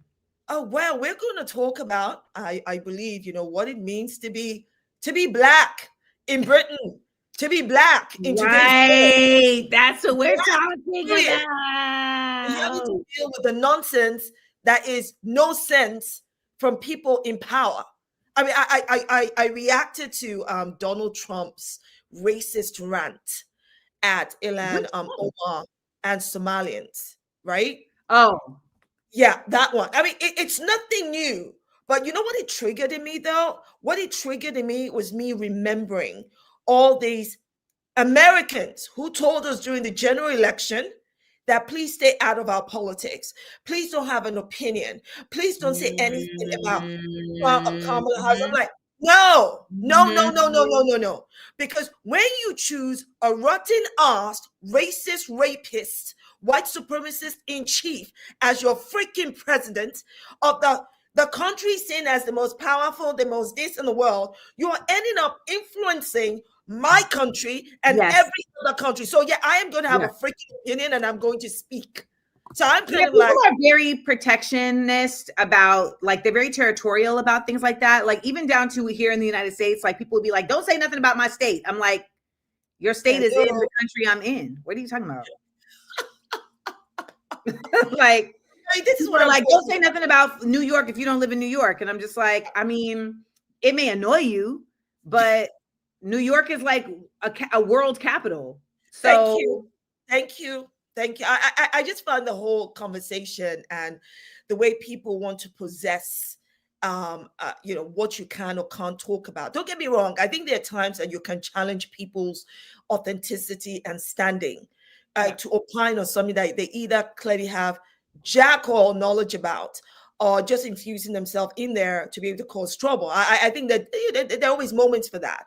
But you have to recognize that America has such power that the president of the United States calling a black woman a sitting U.S. Congress member garbage only serves to embolden the bottom feeder racists, not just in the United States, but in the United Kingdom, across Europe, and all of these so-called racists, so-called West. So yeah, we have to say something. We have to be able to respond to it. Yeah. So I'll play this video for you. Okay. It's gonna piss you off. Oof. So this is Elan Carr, who is the CEO of the Israel American Council. He is the former U.S. anti-Semitism czar. That tells you everything you need to know. And here he is at a Jewish conference in New York. And so we are living in a time of miracles and unprecedented opportunities. And the challenge for us here, and with this I'll end because this is key. The challenge for us here is to leverage Israel's successes into our successes and our victories here, because we are one people. Israel's weakness is ours and Israel's strength is ours. And now that Israel has turned the entire geopolitical situation on its head, our job in the diaspora is to leverage those wins and win here. Do to our enemies here what Israel did to its enemies there. And on that, the IAC is focused. That's a good idea. Thank you. do to our enemies here what Israel did to enemies. I'm sorry, genocide, starvation, ethnic cleansing, shooting at will. Okay, hold up. I told you it was going to piss you off. So while you get your thoughts together, I want to remind you all that all of the things that Dr. Sholem has listed, in addition to that, is the surveillance practices that we have seen getting growing stronger and stronger. We have seen incredible repression, not only here in the States, but much more even in the United Kingdom. I just saw somebody get pulled over, and the cop told him that he was getting arrested because he found a watermelon like sticker in his car. Right. So when you see this, and shout out to Sabi Sabs, who said, wait a minute, was that a threat? Because Jewish supremacy is a real thing. Like they're at a point now where they're like, listen, we that girl, and there's not going to be any stopping us. And I'm going to show a video a little later in the show of Idi Amin, the former dictator, who, by the way, he was many terrible things. Oh, yeah. He was right about Israel, though. The Israelis. He clocked them. He clocked them. And he talks about it. And, you know, you're starting to see the same way that you were just naming the rise of like bold racism by the statements made by someone like Donald Trump. Right. We have seen that also with the rise of bold Zionism, which we know is also racism. Absolutely. And the fascinating part of this is that this gathering is essentially the same as when we saw Nazi gatherings in Britain and in the US. They were outwardly having whole conventions to talk about fascism. Exactly. And there's no doubt in my mind that there are a number of questions raised by his performance and his words. Yeah. You have to start asking, are these people Israelis or are they Americans? Because they're Israelis. Because let me tell you, Israel, their allegiance and loyalty is to Israel and not to the literally it is. Like their ethos is, I am Israeli before I'm anything. Exactly. And I think that there will be many people out there who are just like me, that before October 7, 2023, Zionism, I could have told you what it was. I could not have. It was not in my dictionary. No, I couldn't have. And before October 7, 2023, if you had asked me about Israelis, or if you had asked me my thoughts or views about Jews, I had none. I did not give a Jew more thought than I would give a Muslim or a Buddhist as a Christian. I'm like, oh, you're a Jew, good for you. You're a Muslim, good for you. I mean, it's none of my damn business what your faith is. At the end of the day, to be between you and God and me and God. So, end of story. But it only took me a couple of months. I'm sorry it took me that long. It took me that long because I kept seeing the word Zionism, you know, online, blah, blah. I was like, what the heck is this? Or is it a movement or an ideology? And what we are actually seeing are the worst on the periphery. Maybe at the center of it, there's a good meaning. You know what I mean? Saying, yeah. Only for me to realize that it is rotten to the freaking core. Yeah. There is nothing good about Zionism. It is rotten to the core. And what then cinched it for me was when that, whatever his face is, Elon Levy, the former state spokesperson for Israel to the UK, did a video trying to explain Zionism as anti-colonialism. And I went, hold up. It literally is colonialism. Like they had a Zionism. They had a colonial. They had a Jewish colonial chapter. In fact, that cinched it for me because I went, colonialism. Well, that I know, and everything I've seen about Zionism is the very opposite of anti-colonial. Yeah. So that's when I went, oh, okay, Shola, let's go. and of course, I started getting all this. I was getting all this. Bad press. I was getting all of the threats. I was getting all of the, the abuse and demands for investigation sent to my, because I'm a lawyer, sent to my regulators, trying to destroy my reputation and my credibility. And I'm thinking, do you people understand that people like us, Amanda, you, and so many others, we've had to fight so many wars. to get to where we are today. God has not brought us this far to leave us. For the kind of you to think, to have the caucastic Zionicity, to think you can bring your BS and then we'll be shot before what? Who the hell died and made you God? I'm okay. Where's my wrapper? Let me tie it. Where's my scarf? Let's go. The Niger is thick right now. Y'all hear it? I'm like, you are murdering children.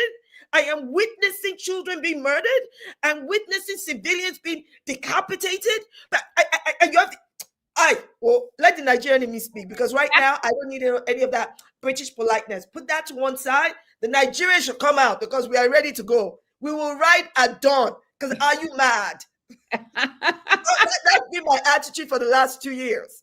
It has been. I've watched it. You know, I mean, you were brought into my zeitgeist because we were talking about the same things, right? And yes, that to me has been a blessing, just being able to have, I mean, I will say, I'll give credit where it's due. So the algorithm did its job in that regard. You know, it brought folks together who may not have necessarily stumbled upon each other. And so I ask you, in Britain right now, as a Black Brit, yes, how does colonialism get talked about in Britain in this time that we're in? Oh, colonialism is talked about as a good thing. It's talked about as it's nostalgic for white British people, some white British people. It is a matter of British Empire, because after all, we went and saved you savages from yourselves. If it wasn't for us white people coming into your African huts, you would have no civilization. You'd have nothing to talk about. But basically, history is being rewritten on a daily basis, and it's being used to justify even what we see today with Zionism. Okay, and at the same time, the same way you find language that that treats Zionists, Jewish people, as, when I say Zion, I mean Zionist Jews, as victims, when the reality is that these Zionist Jews are oppressors masquerading as victims. They use that same language, right? About that it is not colonization, not at all. After all, this is not what Israel is doing. They gaslight you every single day. And, you know, for someone like me, especially as a Black activist, as a Black female activist, I am drawing on so much of my history. Yeah. My history as a Black person, my history as a Black female, my history as an activist. And I'm thinking, do these people think we are dumb? Do they not understand that there's so much of what we are saying that we've seen before? So it's, you know, it's interesting you mentioned earlier in your monologue, there's so much that we get gaslit on. So think about language, the way they refer to, oh, if you're Jewish, it's an ethnicity. No, it's not an ethnicity. It's a faith. Or the way they, I mean, at most, maybe at ethno-religious ethnicity, right? Because That's you've got even being generous. You ask Jewish folks, and you ask the real ones, and they'll keep it a buck with you. They like exactly. They made it up. Or when I hear, or when I see, you know, you constantly get these Zionist talking points, and these Zionist talking points come to you by white Zionist Jews. We all know Black Jews and brown Jews exist, but we know that the helm of Zionism are white Jewish people. Just as you have with anti-Zionist Jews, you find white anti-Zionist Jews saying Zionism has jack all to do with Judaism. Zionism has nothing to do with us. It has. Please stop referring or conflating us with Zionism. So here I am now. Wait. A bill to ban dual citizenship in the United States has been introduced in the Senate. By who? Senator Bernie Moreno, a Republican in Ohio, introduced Senate Bill 3283, Exclusive Citizenship Act of 2025, which would ban dual citizenship in the United States. Right. The bill would require... Yeah, would there be any exception let's see. The bill would require a person with U.S. citizenship and that of another country to give up one or the other, alleging that a U.S. citizen holding citizenship elsewhere may create conflicts of interest and divided loyalties. Mind you, I promise you, Israel is not the exception. I mean, that's why I keep telling y'all that we're about to have the United States of Israel. They are going to make Israel an official part of the United States, and then Israel is going to take over. Just remember I said this. Oh my If God. passed, a U.S. citizen who voluntarily acquires foreign citizenship would have to relinquish their U.S. citizenship after the date of enactment. Those who have dual citizenship would have to submit a written renunciation of foreign citizenship to the government no later than 1 year after the enactment of the act. Those who do not comply will be deemed to have voluntarily relinquished their U.S. citizenship. So you are hearing me now. I want you to hear me say this now. I will do that when it's time. And I will just be Grenadian. I will say this though. I will say this. While they try to target non-white people, the people this should really affect I know. are those American Israelis. Really. No, but I'm telling you, Shola, I have been trying to scream this from the rooftops, and folks are not hearing me. What we are watching, yes, is it's not that we're watching a coming together. We're watching a rising together. Yes. It has been together. We Right. are literally, Miss Latia said it. Thank you, because this is what I've been trying to say. The United States is being colonized by Israel. And they keep thinking it's the other way around. No, because Israel has been embedded, Zionism has been embedded in the fabric of the world, of the globe. And the UK, same shit. The UK is already colonized, sis. We are already colonized by Israel. I hope people are paying attention. We are already colonized. Zionism is so insidious in Britain. It permeates every facet of our society. But it took October 2023 for someone like me to wake the freak up. I was walking in a slumber. So many of us were walking in a slumber, not realizing what was happening right in front of our eyes. It took the last 2 years for me to realize that before I started seeing people getting imprisoned, language being used to malign and character, like totally destroy people's reputation, it had already been done. Just for the record, have y'all heard? There's already been 2 vocab words that have happened here today. We heard Dr. Sholama say opine and malign. So I just want y'all to be really listening, okay? I just want y'all to be really listening. We just heard opine and malign. I'm hearing it. Keep talking to us, please. And I think the bottom line now is that we need to start to weaponize the very language and the same processes that they're using against us. We need to understand that our lives, liberty, and livelihoods are at risk, people. This is not a maybe it won't happen. It is happening. It is happening right before us. The fact that they don't even care.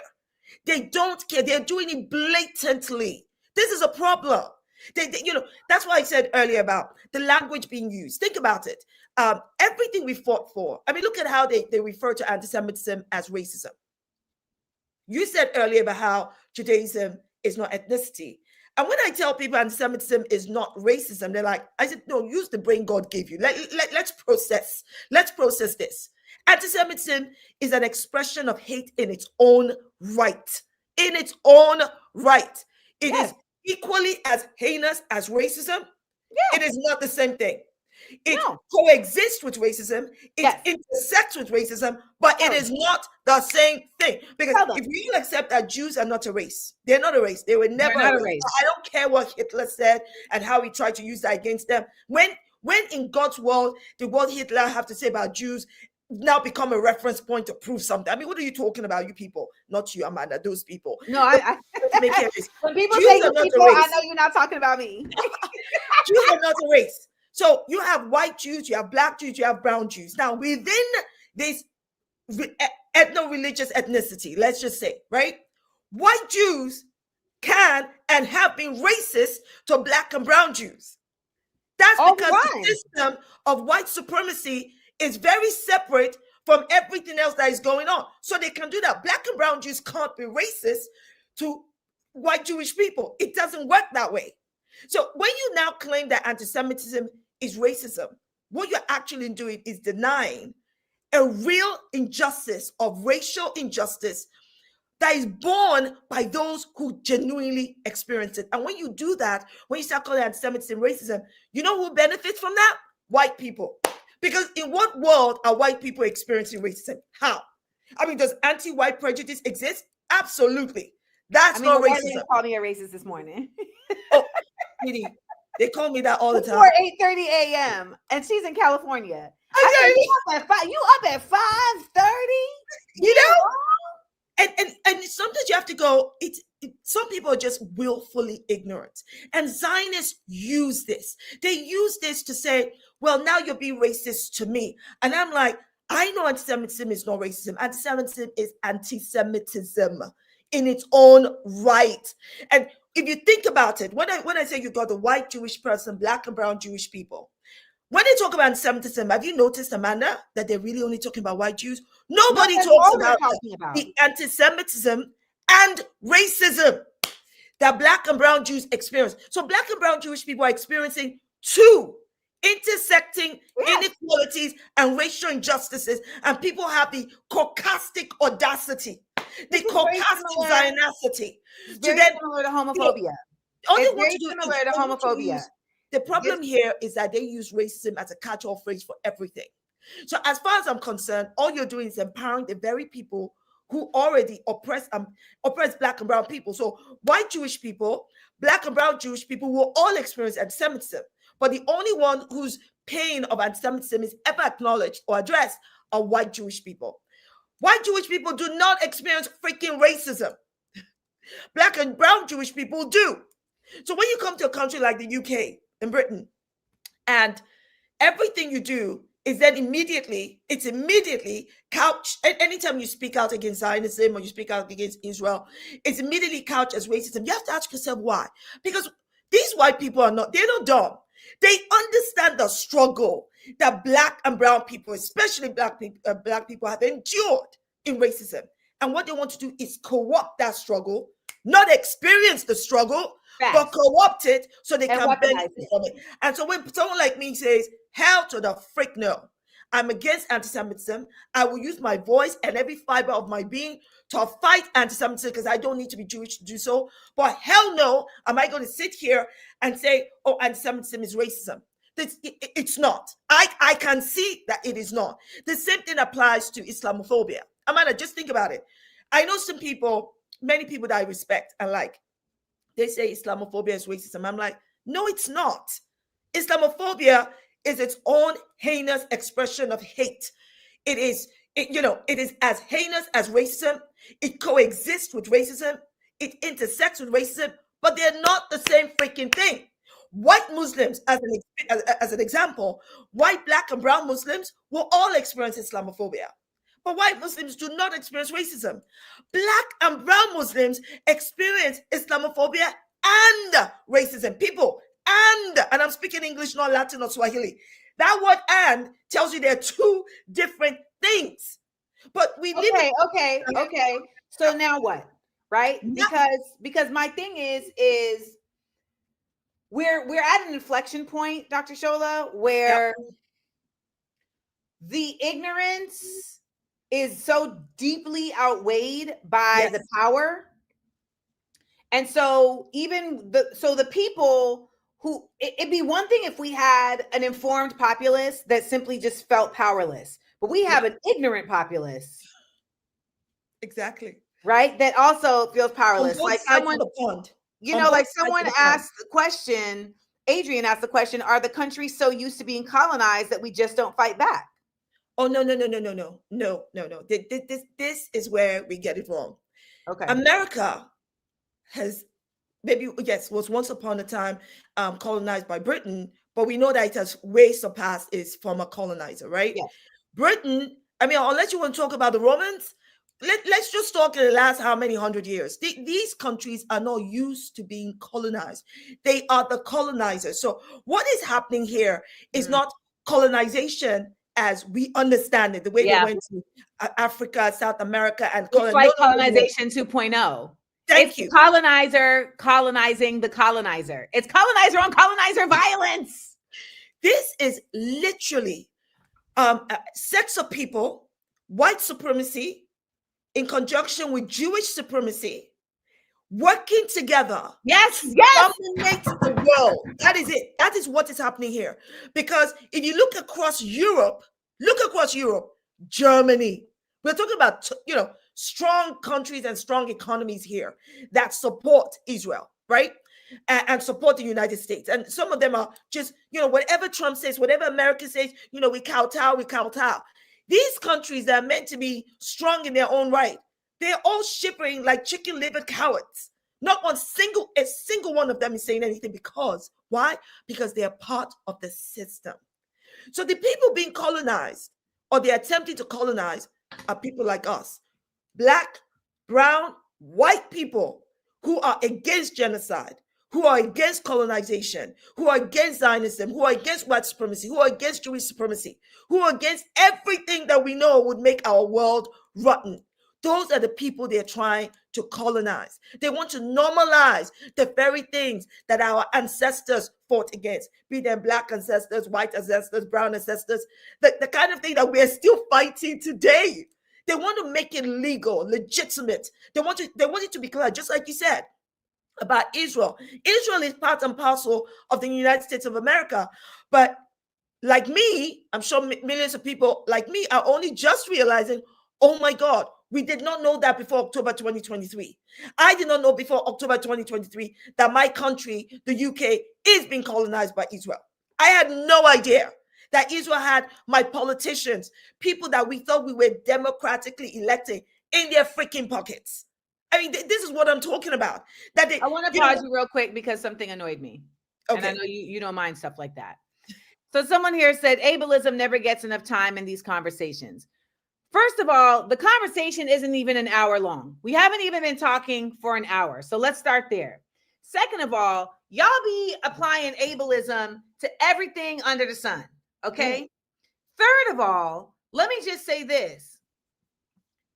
What Dr. Shola is literally illuminating and enumerating for you is the reality of how new this revelation is. So solutions are always going to be very process bound in how they are applied. So if we're just now getting illuminated to the reality of the issue, right? I literally just sat here and pulled up this and pointed it to you. And now we're talking about, well, it's ableism. I'm going to tell you now, people aren't going to be able to leave this country for many reasons besides simply, disabled, because that is a very real reason. Right. Shola, this is a nation of disability beyond the physical.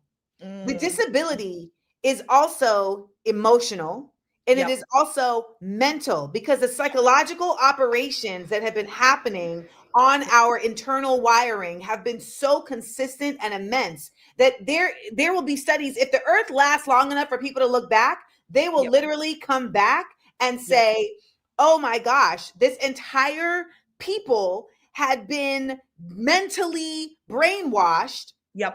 And could render us physically unable. Like we are as a people not operating at our capability because of the efforts that have been done. So I want to point out that yes, we do need to make time to have conversations around the disabled. We do need to make time to have conversations around folks who are not economically viable to leave.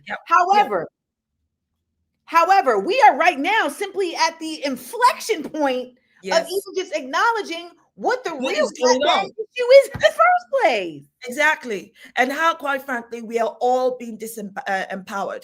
So the able and the disabled, right? We are all being disempowered. If somebody can come and throw you into prison for exercising your right to express disgust and contempt for evil, that should tell you that whether you're able or disabled, It's a freaking problem. It's going to affect you economically. It's going to affect you, reputationally. It's going to affect your standing in society. So we need to get to a point where even our language and how we present ourselves is very clear to the other side. Listen. But how? Like, okay, real, and this is not like devil's advocate. This is a genuine question. Yes. Why does that matter? Like, Well, what do you think? What do you think? What teeth does it have? I'm literally having an anxiety attack. I'm literally having an anxiety attack. Like, I'm so overwhelmed in this moment, Dr. Shola. And I forgot my medication. So let me tell you this. The teeth it has, okay? I think if you imagine yourself being held at gunpoint. Okay. Oh, you just said you have anxiety, sweetie. I don't want it to go higher. I'm just saying to those watching. Just imagine that you are in a position physically where a gun is being pointed at your head, and there's a timer. There's always a timer. That is where we are. That we are at a trigger point. We have all been brought to this point. The blatant use of power against us. It has brought us to this point that there is a verbal, metaphorical, and physical gun being pointed at our lives, livelihoods, and liberties right now. And it is not just national, it is global. It is not just macro level, it is micro level. And if you can't begin to comprehend how serious that is, that even you, when I say you, not you, Amanda, but those of you who like to, there are other people fighting this battle. Amanda, Dr. Shola, all these people, they're doing it. I don't need to do anything. You're wrong. You need to speak up. You need to start to form a stance. You need to form a stance that makes it clear who you are and that you are not purchasable, that you're, that you as a human being, you count and you matter. And if you're only caring, people, I can't say this loud enough, I swear. If you're only caring and thinking, well, that happens to Palestinians or that's happened to Muslims. I'm not Palestinian. I'm not a Muslim, I'm Christian. It will shock you. It will shock you, because let me tell you this right now. The people dying in Palestine, being murdered in Palestine, are Muslims and Christians. They're black and white and brown. And the people committing all of these war crimes don't give a rat's ass, because they're working to a different standard. So people, I need you to start to wake up and understand the game that is being played. Don't let it be too late. And it is okay to be scared. I'm scared too, but I am more pissed off than I'm scared. It is okay to question, how are we going to do this? The answer is not to do anything. The answer is to educate yourself. The answer is to align with other allies. And maybe, just maybe, the answer will come to you. But what we cannot afford to do is, for instance, that bill that's about to be passed, so many millions of Americans would not even know about it. Even if it's posted on ABC, CNN, some of you will not be paying attention. And if people are not paying attention, you know what's going to happen? It will get passed. And they will use it primarily against people like us. That's who they will use it against. And I'm not just talking about foreigners like me. I'm talking about American-born people, or Americans who naturalize, or Americans who have the right by descent to be citizens of other countries. I mean, you hear Donald Trump talk about his golf, whatever, in Scotland. Yes. Why? That's because by descent, he's Scottish. You hear Joe Biden go to Ireland and blah, blah, blah.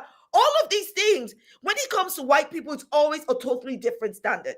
And the people you expect this bill to apply to, who are like Zionist Jews and they're aligned to Israel, you will find there'll be a cop-out. There'll be an exception. There'll be a way they work it out that it will not affect them. Because just like Amanda said, they're not going to be that man.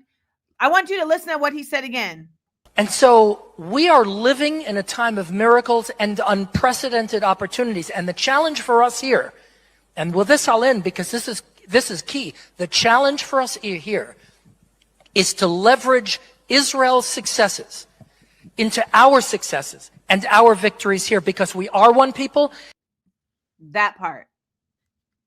Exactly. They are literally going to create a fusion of one where identity. Israel is officially the United States as a colony in the Middle East, and not a colony anymore. It will be an official country, like state of the United States. And listen, Amanda, you may not be wrong at all, but I think it's for people to understand. I'm rarely wrong, and that's what's so annoying. The shit that I be right about is the worst shit. And I think what is equally annoying is that people cannot read the signs. I think it's one thing not to be cognizant and not to be aware of history and how it repeats itself. But when you see something like this happening, then you are duty bound to educate yourself. You're duty bound to ask questions and to get the right answers. And when you've been given so much information, pray for wisdom and discernment so you know right from wrong. But what we end up doing that is so wrong is that we get so tied up in our own pain, in our own struggle, in our own personal losses, that it makes it difficult for people to see outside, because you don't understand that they're weaponizing your pain and your struggle to keep you down. That's what they're doing.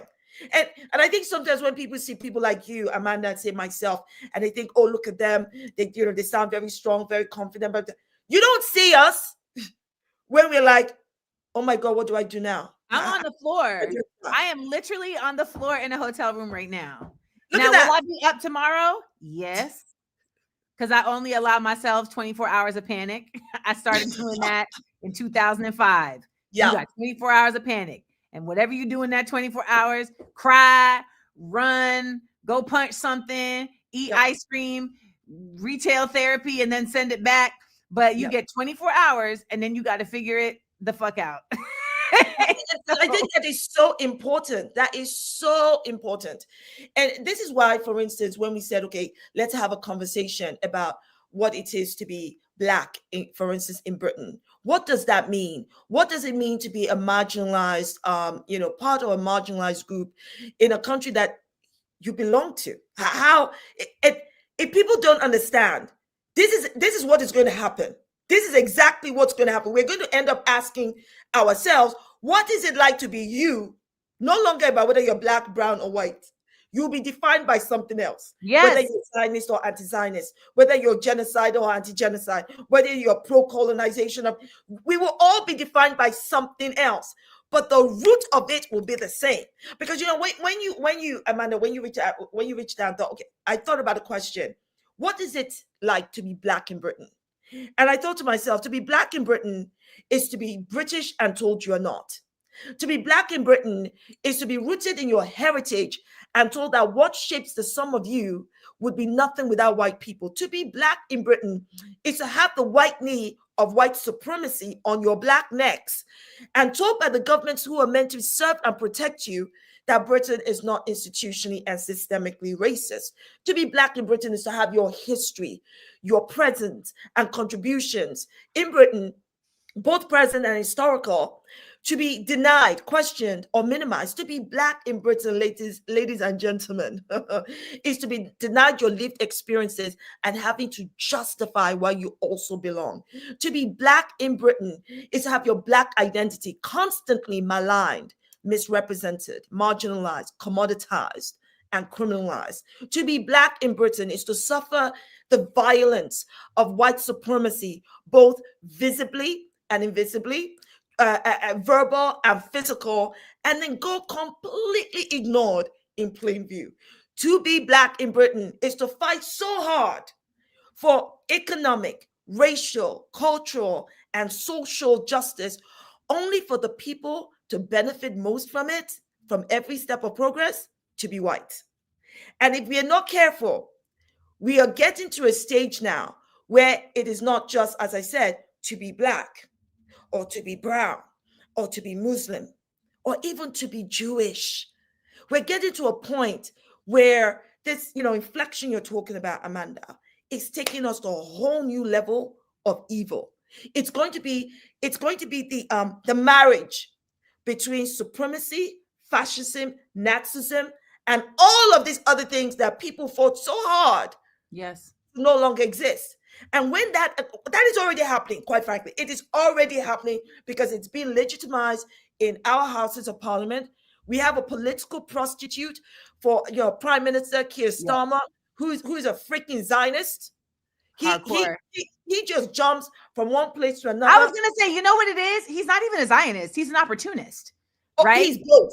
So he'll do what if he needs to be a Zionist today, fine. But the reason why he will always be a Zionist, Amanda, is because not just because of opportunity, but because that is where his political ambition can grow. That's what I'm saying. That's an opportunist. It's not just opportunity. I need you to understand. He also has Jewish roots. His wife is Jewish. I hate talking about spouses because I don't see the relevance. No, when I say opportunist in my definition is someone who will attach themselves to anything that gives them assent. Yes, but I'm saying that he believes in this thing.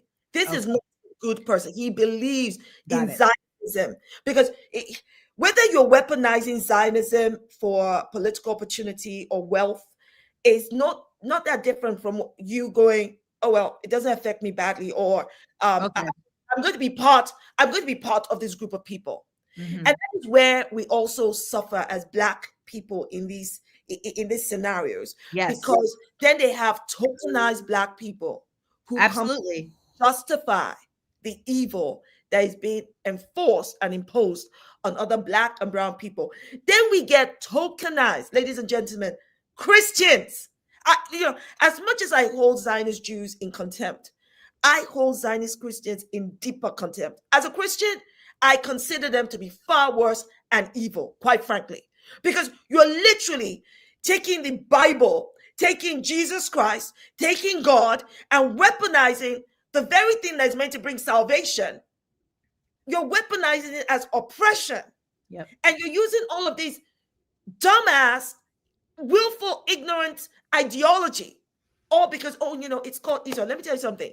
When they named the parcel of lands that was apportioned to Zionists, when they named it Israel, they knew what they were doing. Of course. They knew exactly what they're incredible marketers. And they could have called it anything else. But these Zionist Jews knew, because there are more Zionist Christians than there are Zionist Jews, right? They knew they needed the power of Zionist Christians. And Zionist Christians they're rooted in white supremacy. The Black and brown ones are racial gatekeeping, enablers of white supremacy. White nationalist Christianity is rooted in white supremacy. And it's that white supremacy and white nationalist Christianity that was empowered, that was used to colonize from continent to continent, from country to country. So as far as I see it, and I've said it, I'll say it again, I think Zionist Christians are the absolute freaking worst. And that's why, as a Christian, and I'm grateful to God, I really am grateful to God. It is so important to have discernment. It's so important to not be afraid to question things. Because, when they come with their Zionist talking points, like, God gave us this land. And I'm like, I've read the Bible back to back quite a number of times in my life. I do not claim to be able to make quotations like some people. I can't claim that. But I have enough in my head to know, okay, let's go with God gave you the land. But same God that kicked you off the land because you pissed him off. And we all know why you pissed him off and why he kicked you off, because you want to use the Bible to claim ownership and legitimacy when the same Bible says you pissed him off so much, he kicked you off. And then you get more points like, well, this is Israel. And the Bible says that anybody who goes against Israel, and that's not what the Bible says. The Bible says nothing of the sort. And then they want to bring up Jesus. Jesus was a Jew. We know that. What's your point? And if you don't love Jesus, if you don't love Israel, Jewish state, then you don't love Jesus because Jesus was a Jew. And I go, let me ask you a question. Let me ask you a question. Go and read the New Testament from back to back and show me where Jesus talked about Israel, talked about the return of the kingdom of Israel. He did not. He could not give a rat's ass about Israel, kingdom of Judah. That was none of his damn business. All he talked about was the kingdom of heaven. It's also not a historical text. Period. It's not a Magna Carta. It's not a Declaration of Independence. It has been chopped up and screwed like Houston hip hop. So sometimes I say, if I would love to make the time one day. I would love to make the time one day to read all the scripts that did not make it into the modern day Bible. Correct. To even read the Quran, to even make the time to read the Torah one day. I don't know when, because I am sick and tired of people bringing things, passages out of the Quran or out of the Torah to justify or delegitimize. And I go, and it's written all different times. And not only like that, the New Testament has mad stuff from Paul, and Paul Thank was you. there with Thank Hope you. when he was alive. And even the Old Testament. I mean, I've got writings in my Bible, right? I was reading over Acts, and I've got things in red where I'm literally pissed off at Paul. Like, what do you mean? I'm writing it there because you can almost tell there's a difference. Paul is who wrote Revelations, not Revelations. Paul is who wrote Acts. Oh. Yes, he was like by himself. These were all just visions that he had, and he was like, "Yo, let me write this down because I'm feeling some type of way." That's a Substack. Yeah, but also, also you can also see where Paul's opinions. That's I know. What is meant to be God's word. Because here's the one that, women basically saying women should be seen or heard. I'm like, if women should be seen or heard, why is it that God made women judges? Why is it that God in the Old Testament made women judges and gave women to Aish, my red pen out. What do you mean? Like, if Paul was standing in front of me, I mean, he and I will be having a time of argument because are you okay? But I've resolved, as a Christian, and I said this to myself years ago, that there are going to be things I don't have answers to. And I'm sure God is way too busy, especially because I disturb him in my other things I really need time on. That when I finally meet my Father in heaven, we will have a conversation. Because I'll be like, well, first of all, God, I can already tell you the conversation is going to be, them people was speaking for me. They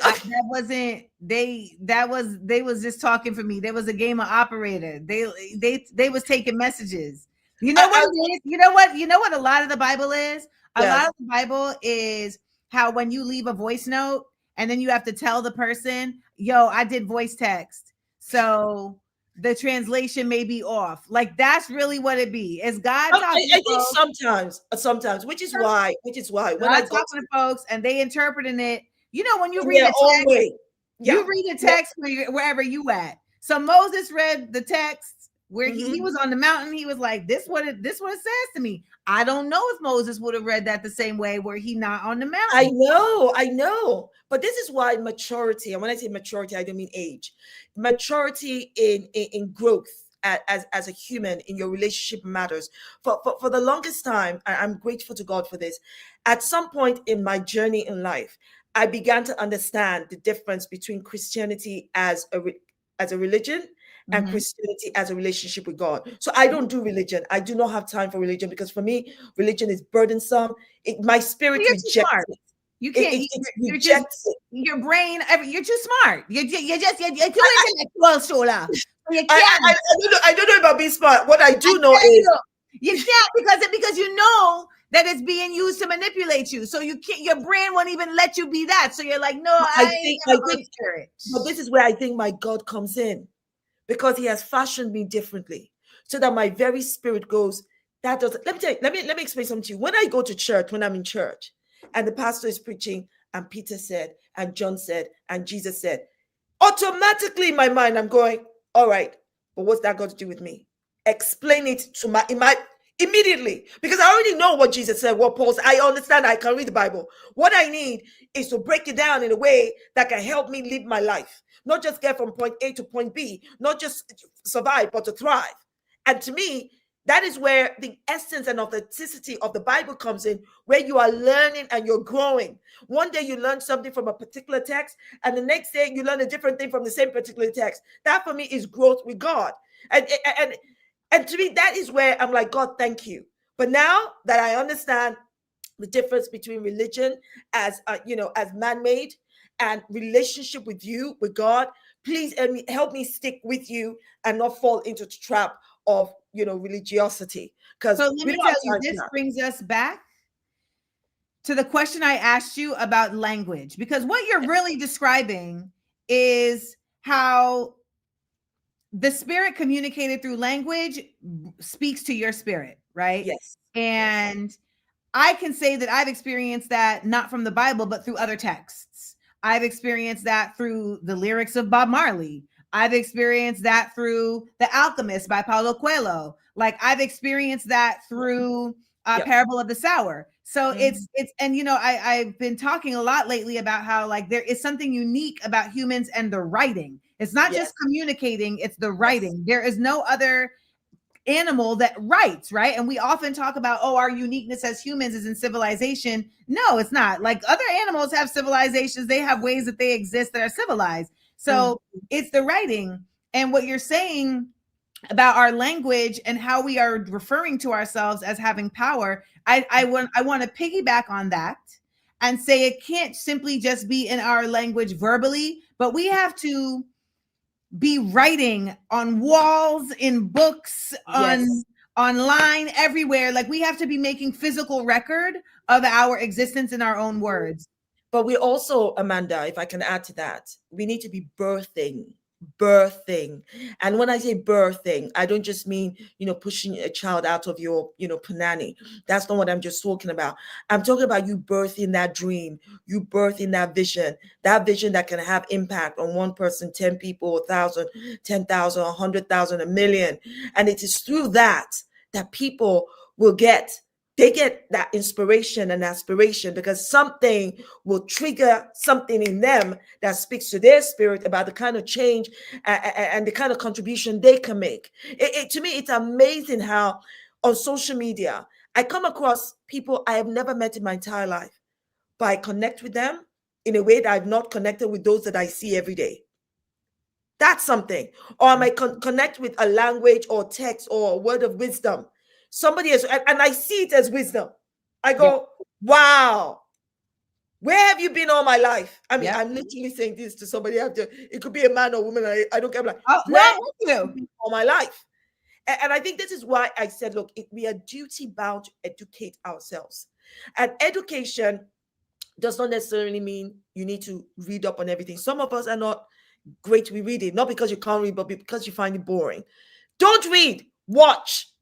Listen, use audio, engage in conversation, but do not do yourself and the next generation a disservice by not educating yourself and by not asking questions. I am going to say though, you need to read. Even if it's boring, that's why I wrote What Would the Ancestors Say the way it's written. Is that you can read small chunks. That get you. But I also because lack of literacy is a tool. I understand, but we also have to recognize. So I'll give you an example. My husband can watch anything from A to Z. You give him a book, he reads. It's not like he can't read, but he finds he's not as into reading as I am. Oh, I'm not saying that he has to be into it. I'm just saying it needs to be a part of the practice. Okay, and I understand that, but we also have to make room for those who may not be that way inclined and find ways to turn that writing into other mediums that people can digest. That's what I'm saying. And I think that we are now at the point, especially in 2025, that we recognize that technology is giving us all of these options. I see now, for instance, sometimes on my Instagram feed, I see animation being used to tell stories. I think that is brilliant, because there'll be people who won't sit down and read about Mansa Musa, the richest, black man on God's earth, richer than Elon Musk. But they'll be able to learn about him by watching or Audible to listen, because everybody has different things. And the reality as well, Amanda, is that the way I was as a child is not who I am as an adult. As much as I would like to go to the things I used to do as a child, somehow I would not drop a book until I finished it. It doesn't matter how late it is into the night. Yeah, but you have kids. I can't afford because I don't have the time. I don't have the time as a mom. I don't have the time as a professional. I don't have the time as an actor. I just now need to be able to. There's so many parts of my life that are taking different chunks that you have to make the time to do certain things. So how can I run and walk at the same time without losing the beat? Without trying to be a superwoman, because heaven knows I am not a I'm not a superwoman. Dun, dun, dun, dun. And I'm not the kind of girl that you can let down. Get everything before I am only human. This girl is more than a girl, you know. Heart is a broken of love for you to me.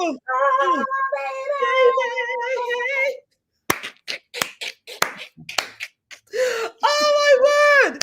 And I think it's so important for us to understand our strengths, our weaknesses, make room to improve ourselves as much as we need to fight the common enemy, and also not be afraid to be afraid, not be afraid to be anxious, but do like you said, Amanda, put a timer on that fear and the It's true. I mean, I saw someone in here say that ADHD makes it hard to read.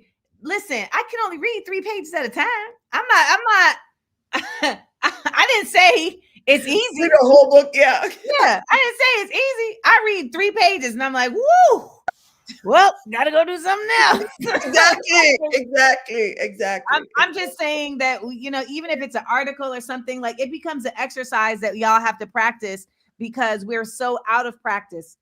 Yeah. And part of our ADHD and our autism is also exacerbated by the fact that we really don't take in information in that way anymore. Like, you know, like we actually, our anxiety gets triggered by having to focus because we don't even, like, our chemicals are shifted in how we entertain, how we engage with things.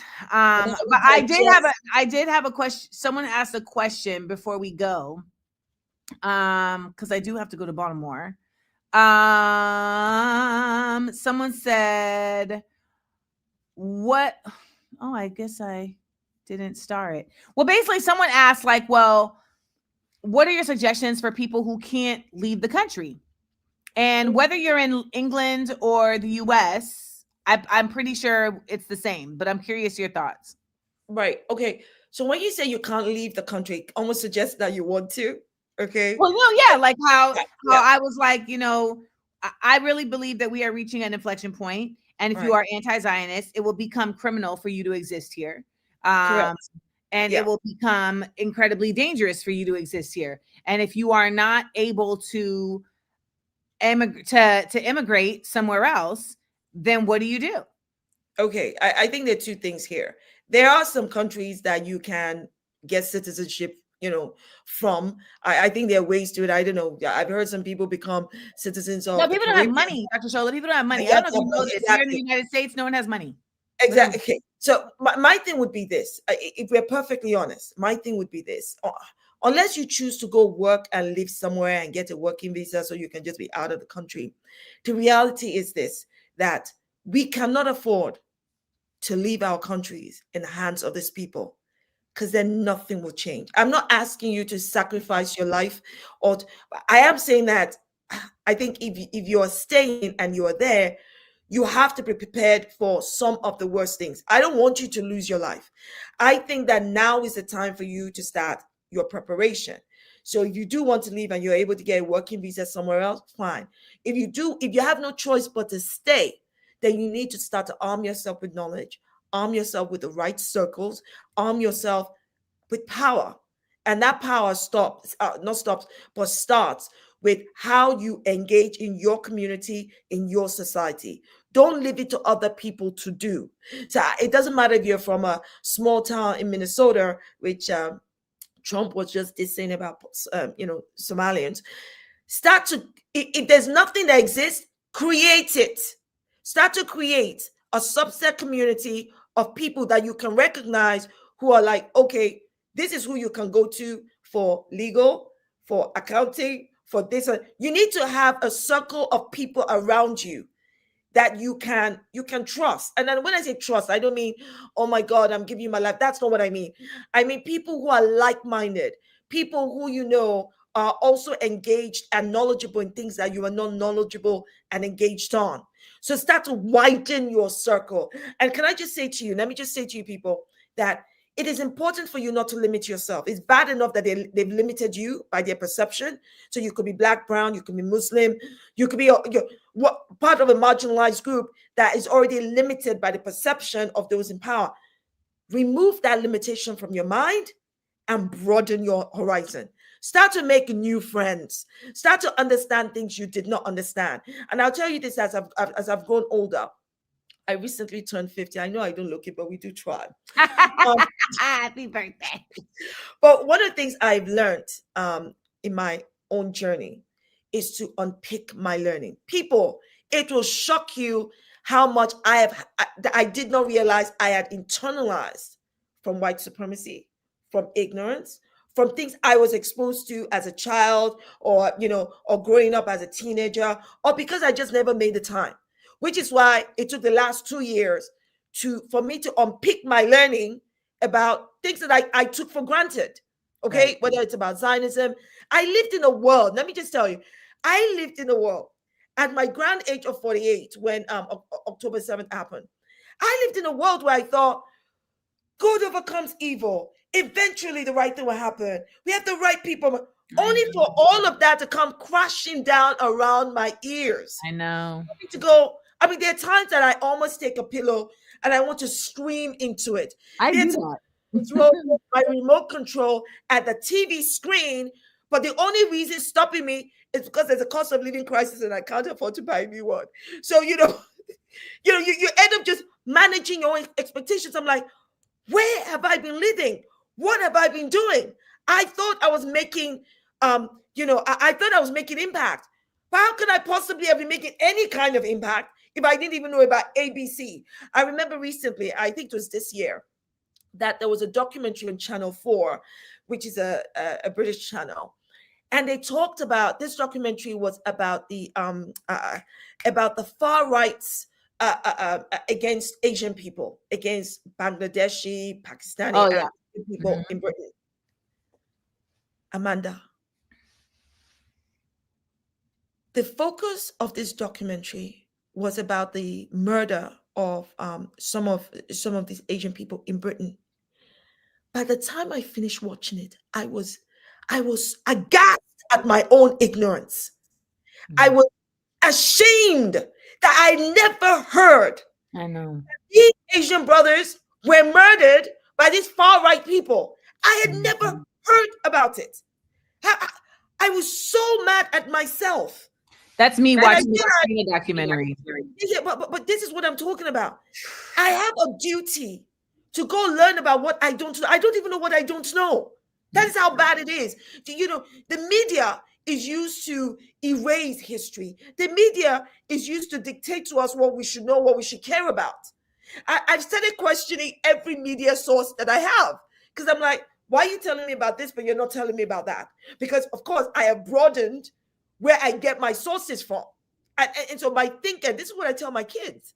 I've got 3 daughters, and they're here in this house because my husband probably disagrees with 50% of my of my political views. I mean, we are centered on all the right things, but he would say things like, when there was Brexit, he was like, Brexit's going to happen. I'm like, why would Brexit happen? This is me. I'm on the front line of marches. I'm speaking at rallies, speaking out against Brexit. And I come home and my husband's like, Brexit's going to happen. You need to read the room. These people are not listening. I'm like, that is right.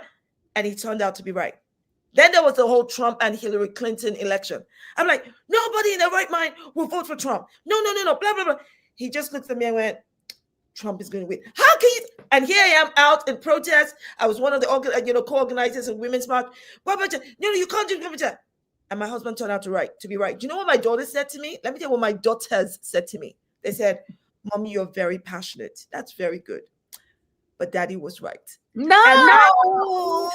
Because he was right. I am living in a bubble where I think good must overcome evil. These people must see what's wrong. And these people are not on the same wavelength as me. The same people who voted for Trump. And now, especially the marginalized people, like some of the Latinas and some of the black people that voted for him, can now see that his policies are directly affecting them. I'm like, Were you comatose when we told you that that's what's going to happen? What is wrong with you people? So I am now learning that, okay, Shola, you need to take a deep breath, because my husband always says to me, listen, at the rate you're going to have high blood pressure. I need you to be around for a long time. So you can't possibly be angry about everything. So now I'm like, okay, I go back to that 2006. I go, he said this. Okay, let me just start to, let me just understand that I am not, some people and I are not on the same wavelength. So it has to be the point that I am not going to lose hope, because there are people out there who don't think like me, which is why in the last general election here in the UK, people are like, we only have two choices. You either go Labour or Conservative. I'm like, you have two choices. I have three. Right. I have Labour, Tory, and everybody else that isn't Labour or Tory, and I'm going to go with anybody else that's not. Stop telling me I don't have choices. I do have choices. And this is what I'm saying, that we need to start to defy the status quo. We need to start to say, stop coming up with excuses why you shouldn't do the very thing that will change the status quo. And that's where I'm at. Because I'm like, I will not be responsible for your choice in picking Keir Starmer when you can already see Keir Starmer is a two-faced lying political prostitute. I am not going to be responsible for you to go and vote for Trump, or in some people's case, Kamala Harris.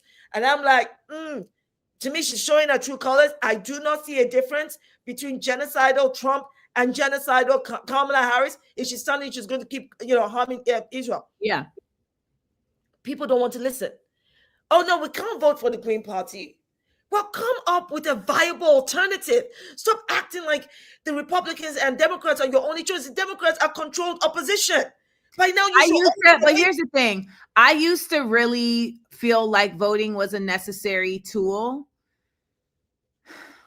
And I feel more and more that voting ends up being I feel more and more, particularly in the United States, that voting is somewhat of a demonstration of the populace that they still believe in the government. And but in people power. I see the other way, rather than believing government, but that you believe. No, well, listen to what I'm saying. I'm saying that but in this country, the government does not respond to people power. So even though people get elected, that doesn't end up being an indication that the desires of the people are going to be met by who they have elected as representative. I mean, and that's been studied and proven. They just do whatever they want.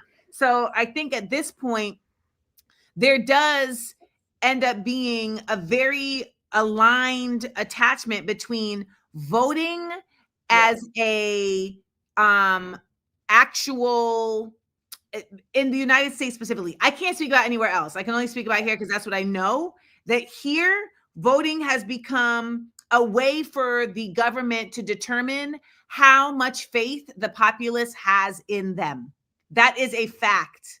Like, we already see by pattern recognition that they are not governing based on the people. They use it as a benchmark every 2 years to basically determine how much they have to repress or suppress. So at one point in time, when people would say we need to hold the vote, I was like, that doesn't make sense because there isn't anything alternative. Whereas at this point, I would say holding the vote becomes an act of resistance because it is a show of a lack of faith in the establishment, and that is their fear. And you see, that's where I was slightly I would disagree with you on, Amanda, because my fear now, I mean, if you had said this to me when I was in my 30s, I'd have said, yeah. But now I'm like, holding the vote, it means not participating. Correct. To make a change. You can't make a change with the vet, but you can't make a change with what you're voting for. That's what I'm saying. So you and I can agree on this. You cannot make a change if the options available to you are tools that are. Not what I'm saying. I don't think you can. So that's not what I'm saying. What I'm saying is that there is no version of the United States government that will provide, of the current capitalist United States government, that will provide you tools to make it change. So it doesn't matter who you plug into it. Right. It does not. It can't. It's literally like trying to put a square peg in a circle. And I see what you're saying, but I think, and I'll tell you this. I see what you're saying, and I think to some extent I kind of agree, except where I see that something like Zoran Mamdani's win. Let me tell you what I'm thinking. I know you're shaking your head, but just hold up a second. Zoran Mamdani came from way out of the field, right? He started off with 1% or something, right? He would not have even been in the vision of real opposition. And I think that not only was he saying the right things, but he gave the he presented himself as being on the very issues that people wanted to address. And watch how people power shifted in taking his 1% to over 50%. That is where I think people power. And then what? Yeah. Oh no! And then what we'll see from January. We will see. No, it's not we'll see from January. We're already seeing. He's already doing. So what I'm saying is that even though that's an example, you just named one mayoral race in an entire country. Yes. That's an anomaly. Yes. That's not an example. The exception. Absolutely. But I think part of the problem as well is there are probably lots of, or a good few more Zoran Mamdanis out there. We don't even know that Zoran Mamdani is Zoran Mamdani. I know, but when I say Zoran Mamdani, let's just use him metaphorically as somebody that can garner people's support and be on the issues that people care about. No, because you're ignoring Zionism. And the Zionism, I'm not ignoring Zionism. Well, you are because listen, Shola, the framework is embedded in Zionism. So I don't disagree with you. I don't disagree with what happens you. in the United States is that we end up talking about, like here in the US, everyone ends up talking about MAGA, which I get, right? Because MAGA is very powerful and they're very impactful. However, they consistently disassociate that MAGA and Democrats are both on the same page with Zionism. And I'm hearing you, but you're not hearing me. I'm saying that look at how Zionism. I am hearing you. I just disagree with you. Okay, good. Then and I live here. I'm disagreeing on and I live here. So I'm telling you, as somebody who live here. So I'm using it not just as the United States. I'm also using it. No, but I have said that I'm only couching this in the United States. I can't understand anywhere else. Well, what I'm trying to say here is I'm not ignoring Zionism.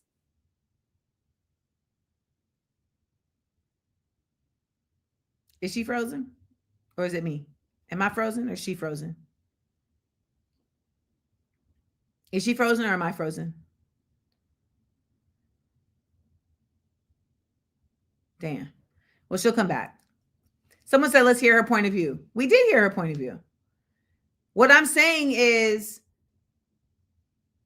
people power becomes something different if it's powering.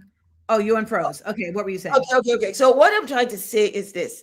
I'm not ignoring Zionism. I'm not ignoring MAGA. I'm not ignoring any of those powers. I'm using Zoran Mamdani as an example where all of these powerful systems and forces could not stop people power from changing the outcome. Now, whether or not Zoran Mamdani ends up being like the system or, successfully fights the system, we will see, or maybe we're still seeing, but it doesn't change the fact that in the face of the powerful, all of the horrible things they did against him, that people power went, F you, we're still going to vote for him. That's what I'm pointing at. So I'm not even talking about Zoran Mamdani's character or him as a person. No, I'm really just talking about people power. And what I'm saying is that what happens in this nation is that we are given crumbs of exception that we then name as the rule. And it continues to tie us to practices that don't actually help us. So one Zoran Mamdani, for me, cannot be considered a rule of possibility when it really doesn't match up with the realm of reality. And that realm says that even though he did get elected by the people, which is a beautiful thing, we are still seeing the Zionist rule, and we saw it start to happen during that process. And furthermore, I am now in the United States as someone who was a staunch voter, like staunch, proud. I like the dynamics made sense. I will say, dynamic shift. You know, like it's like something that made, like when we say we vote because people died for it in the 60s, yes. And then those same people will tell you that after they died for it and got the right to vote and thought that it was going to shift the culture of this nation, it didn't. And it made them lose faith in the actual establishment that they were working so hard to be a part of. So what I'm saying is that in this time, I'm having a revelation around voting, because so many of us see voting as participatory and thus a necessity, because it demonstrates that we're here. It's kind of like a proof of life. Yeah. And I never would have considered not voting protest until I began to understand that the establishment sees our vote as a way to keep us passive. It presents it to us as our greatest tool. Here in the United States, they present voting as our greatest tool. They do the same in Britain. They do the same in the UK. Absolutely. But what and would so you that think makes of us this? passive. You know, that ends up making us feel like, well, then I guess we don't have to resist. I guess we don't have to form our own communities, because we are going to do our work in the vote. And the point is how we use that vote and how that vote is then weaponized against us. And this is where I have the issue, because everything you're saying about how the system works and the establishment, I see our hand in it. I see our hand. So if I use Britain as an example, and maybe it can, translate to America, I see a hand in how we elect our members of parliament. Every member of parliament you elect becomes your representative in parliament, right? In the Houses of Parliament. And what then happens is, if you exercise your vote to vote in a bad person, somebody that is deeply problematic on issues that may not necessarily impact you, but impacts other people, you're part of the problem. You're part of creating that establishment. And I've witnessed that in the way I've observed US politics, in the way people justify who they vote for and how they defend it. And I'm saying, how can you not see all this? And they come up with, the lesser of two evils. I'm like, this lesser of two evils is still evil. The problem is you are not presenting yourself with an alternative. And even if an alternative comes, you then convince yourself that you can't go with the alternative because the alternative isn't powerful enough. And I'm like, you do understand that the only reason the Republicans and Democrats are powerful in the States, the Conservatives and the Labour Party are powerful in Britain, is because you keep voting for them. If just for once, the majority of the populace decided to take their votes away from these people, take your votes away from them, there's jack all they can do about it. Give it to somebody else. Try somebody else. Even if it looks impossible, even if it looks like they only have 1%, even if it looks like, well, they don't have enough senators, enough. Stop that bullshit. Stop all those excuses that they fed into your head and just go a different route. So here's where I have to challenge you on this, because you're speaking about voting as if it is done fairly. And it's not, right? Like, we're speaking about this in the context of there being some actual legitimacy to voting. And I can tell you for a fact, the United States has destabilized, has infiltrated, has affected not every, but 161 of the 163 countries in the UN, it has had a hand in one of their elections or another. Yes, right? absolutely. So in knowing that, we have to trust that if they're doing it everywhere else, they practiced it here first. So I say that to say, let me post this thing. Did I bring it up? So like right now, right? You've got this thing happening in hold on. I'm bringing it up right now. Okay, this is going on in New Orleans. Of course, my phone just freaking died. Okay. So basically, right now, they are bringing Zionism down to the local level. Yeah. So they are meeting with the mayors of cities across the nation. And you're right. This is a response to Zoran, without question, right? This is absolutely a response to Zoran. They are coming together with mayors across the nation to now influence them to create legislation that criminalizes anti-Semitic language. Anti-Zionist. And they're starting with a black mayor Yep. of one of the blackest cities in the world. Yep. New Orleans. Probably a Zionist Christian, no doubt. Oof. No doubt. Probably. Yeah. So when I see that, I say, okay, so this lets us know that any election, well, Louisiana politics has always been sketchy anyway, but any election with Zionists involved, we know is not above board. No, it's not above board. It's not. Listen, we have to recognize that these obstacles exist. These power systems, these forces exist because they're the status quo. They're the Goliath to our David. But we cannot say that because of that Goliath. So, for instance, in the UK, we've got what they call first past the post, right? Which is deeply problematic in how political parties win the elections. So it's almost similar to you guys with your electoral colleges and blah, blah, blah, because it's not how many people voted that ends up being the persuasive win. It is this system. And we need to get rid of this first past the post. I am saying that regardless of how huge, powerful, and forceful Goliath is, should not stop our David from throwing that freaking stone. From throwing the stone. What I'm saying is that he has to change the stone. That's all I'm saying. The stone. I'm with you.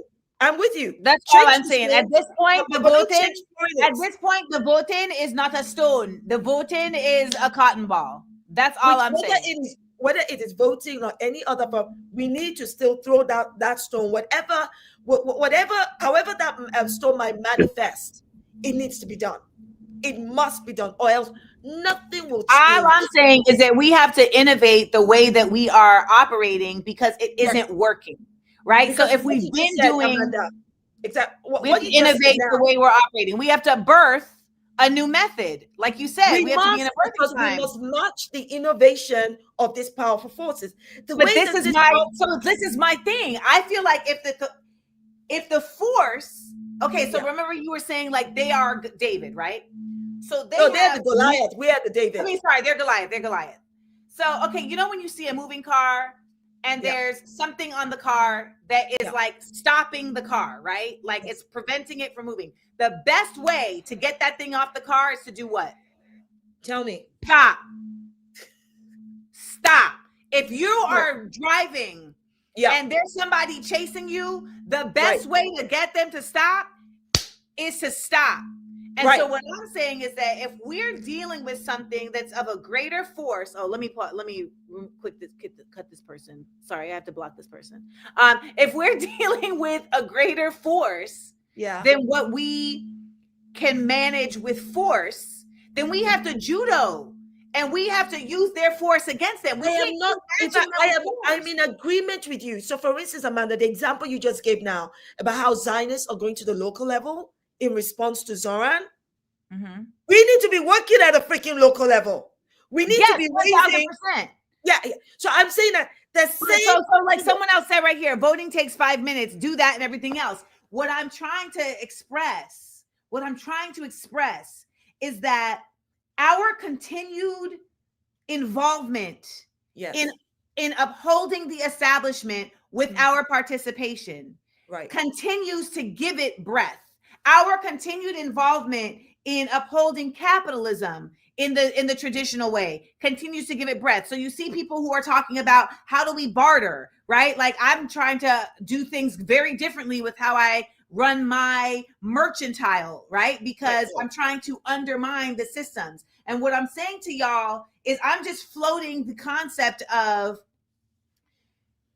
how does removal from an establishment cripple that establishment if you are the thing that keeps it going? Okay, that's all I'm saying. That's what I'm suggesting. When it comes to things like these establishments, your removal will not change the establishment because the establishment. We don't know. We've never tried it. We don't know that. Okay, so it means that you are saying different from what I'm saying. I'm saying vote, but vote totally different. Don't vote for these two main parties. You're saying don't vote at all. Because I'm saying don't vote at all. Yeah, I'm saying that I'm at a point, Shola, where I'm at a point, Shola, where I feel that we should not be participating in their system. We should have our own system. Yeah, but we're governed by that system. The only way we can change that system. We are actually not really governed by that system because we can't even control the way we're governed. At this point, we are in a country that has like no law. Amanda, this is what we must do now. We must change the way we are governed by, like the example I gave you earlier, starting with how we elect our representatives. I don't believe that makes sense because we don't have power over how we elect our representatives. We do not. Okay, so if I don't vote, for instance, let's say, for instance, let's use Zoran as an example. Yeah. And people decided, you know what, it's not going to make any difference anyway. Cuomo will win or that other guy will win. Then Zoran would never have won. Cuomo would have won. There would have been no way to change. You're saying one person. What I'm saying is, I understand, but it's not one person.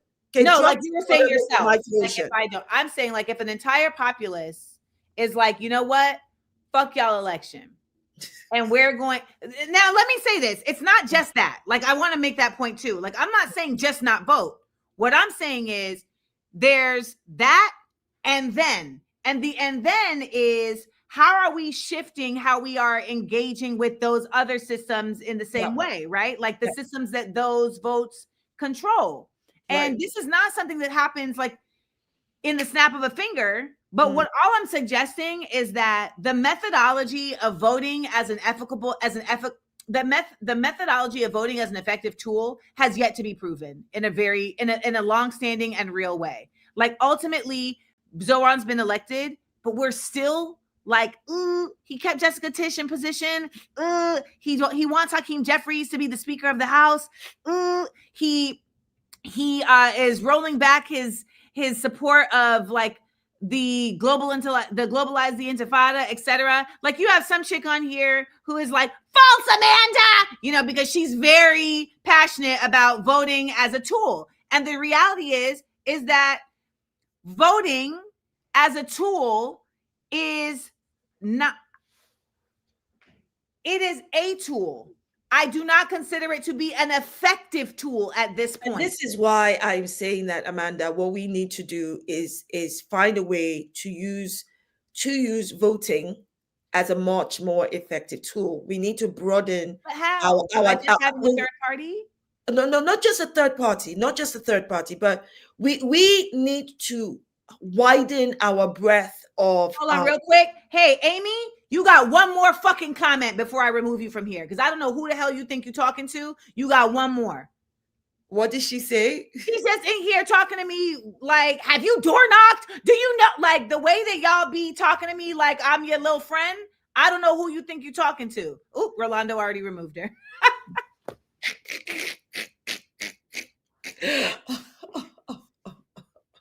Because it be white women. That's the other thing, Shola. When the white girls be talking to me crazy, I be like, get out of here. Okay, what were you saying? I think that what we need to do is to widen our breadth of let me just use the word fighters. Okay, there's going to be something I can bring to the table in this whole voting and how we use voting that other people can bring different things. What we are missing, I think, is that skill set, the knowledge, and the a way to bring all that, harness all that, in order to be able to then change the establishment, change how voting can be used, change how we do this. There has to be a coup for that.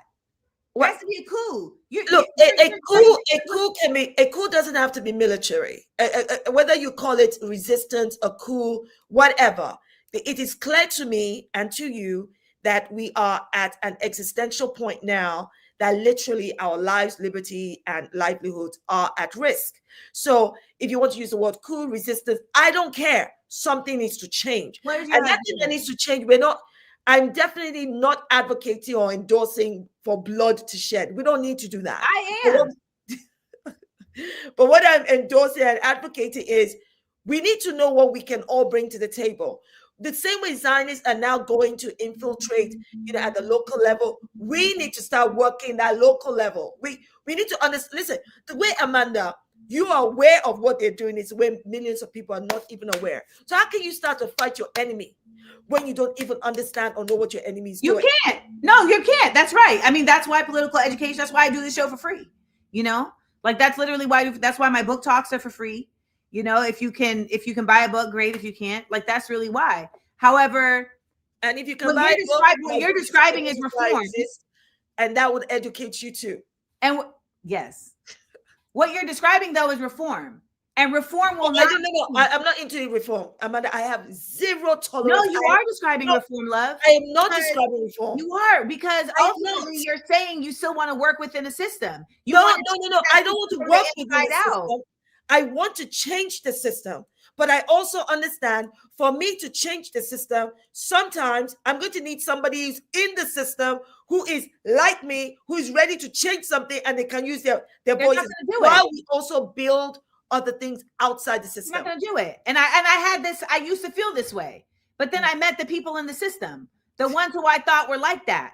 And at the end of the day, it became toxic positivity, because I'm like, well, these people have not demonstrated the revolutionary mindset because they're still having to do a dance of power. You have to be willing to go in and get kicked out. Like that to me is the only real effort.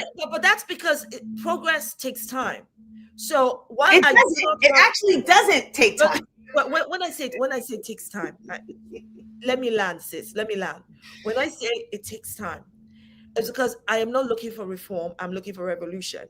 When I say it takes time, I'm talking about finding the people. The people. Yes, we have to create the people. We need to create those people. Those people, some of whom you do not know, some of whom I don't know. Yeah, facts.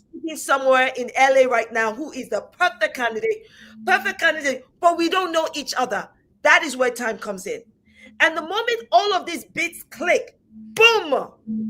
That's let me ask you a question. What does your husband think? He probably, no, not even probably.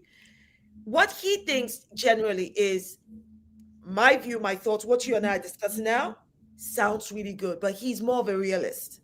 So he would go, but do you understand what you're facing and how long that would take? Because the majority of people out there are not only willfully ignorant. So for instance, that's a fact. That's a fact. They're willfully ignorant. They willingly participate in their own demise because all they're looking at is somebody else. They're blaming other people for their problems. But they are tools to maintain the oppression that the establishment, imposes on us.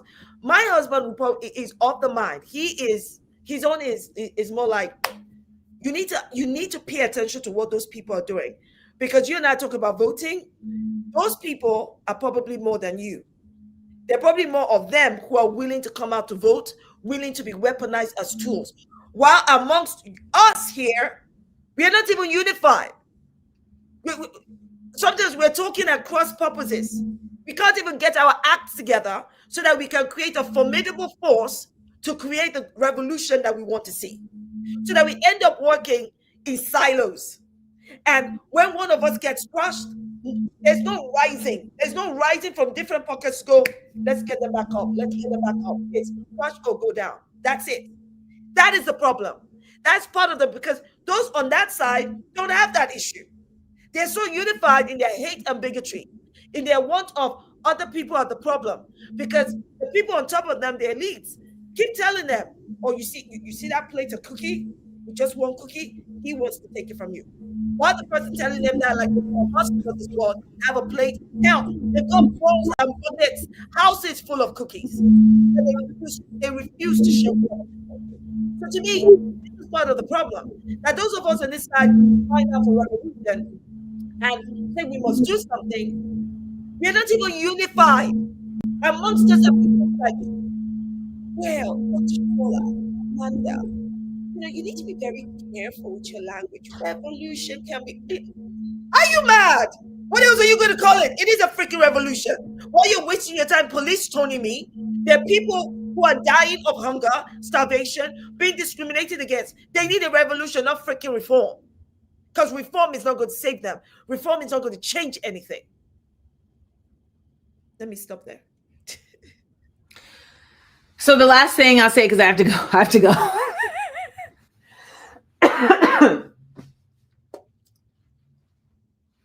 Something that was very unique about the Black Panthers, and also similarly unique about like the Zapatistas, Yep.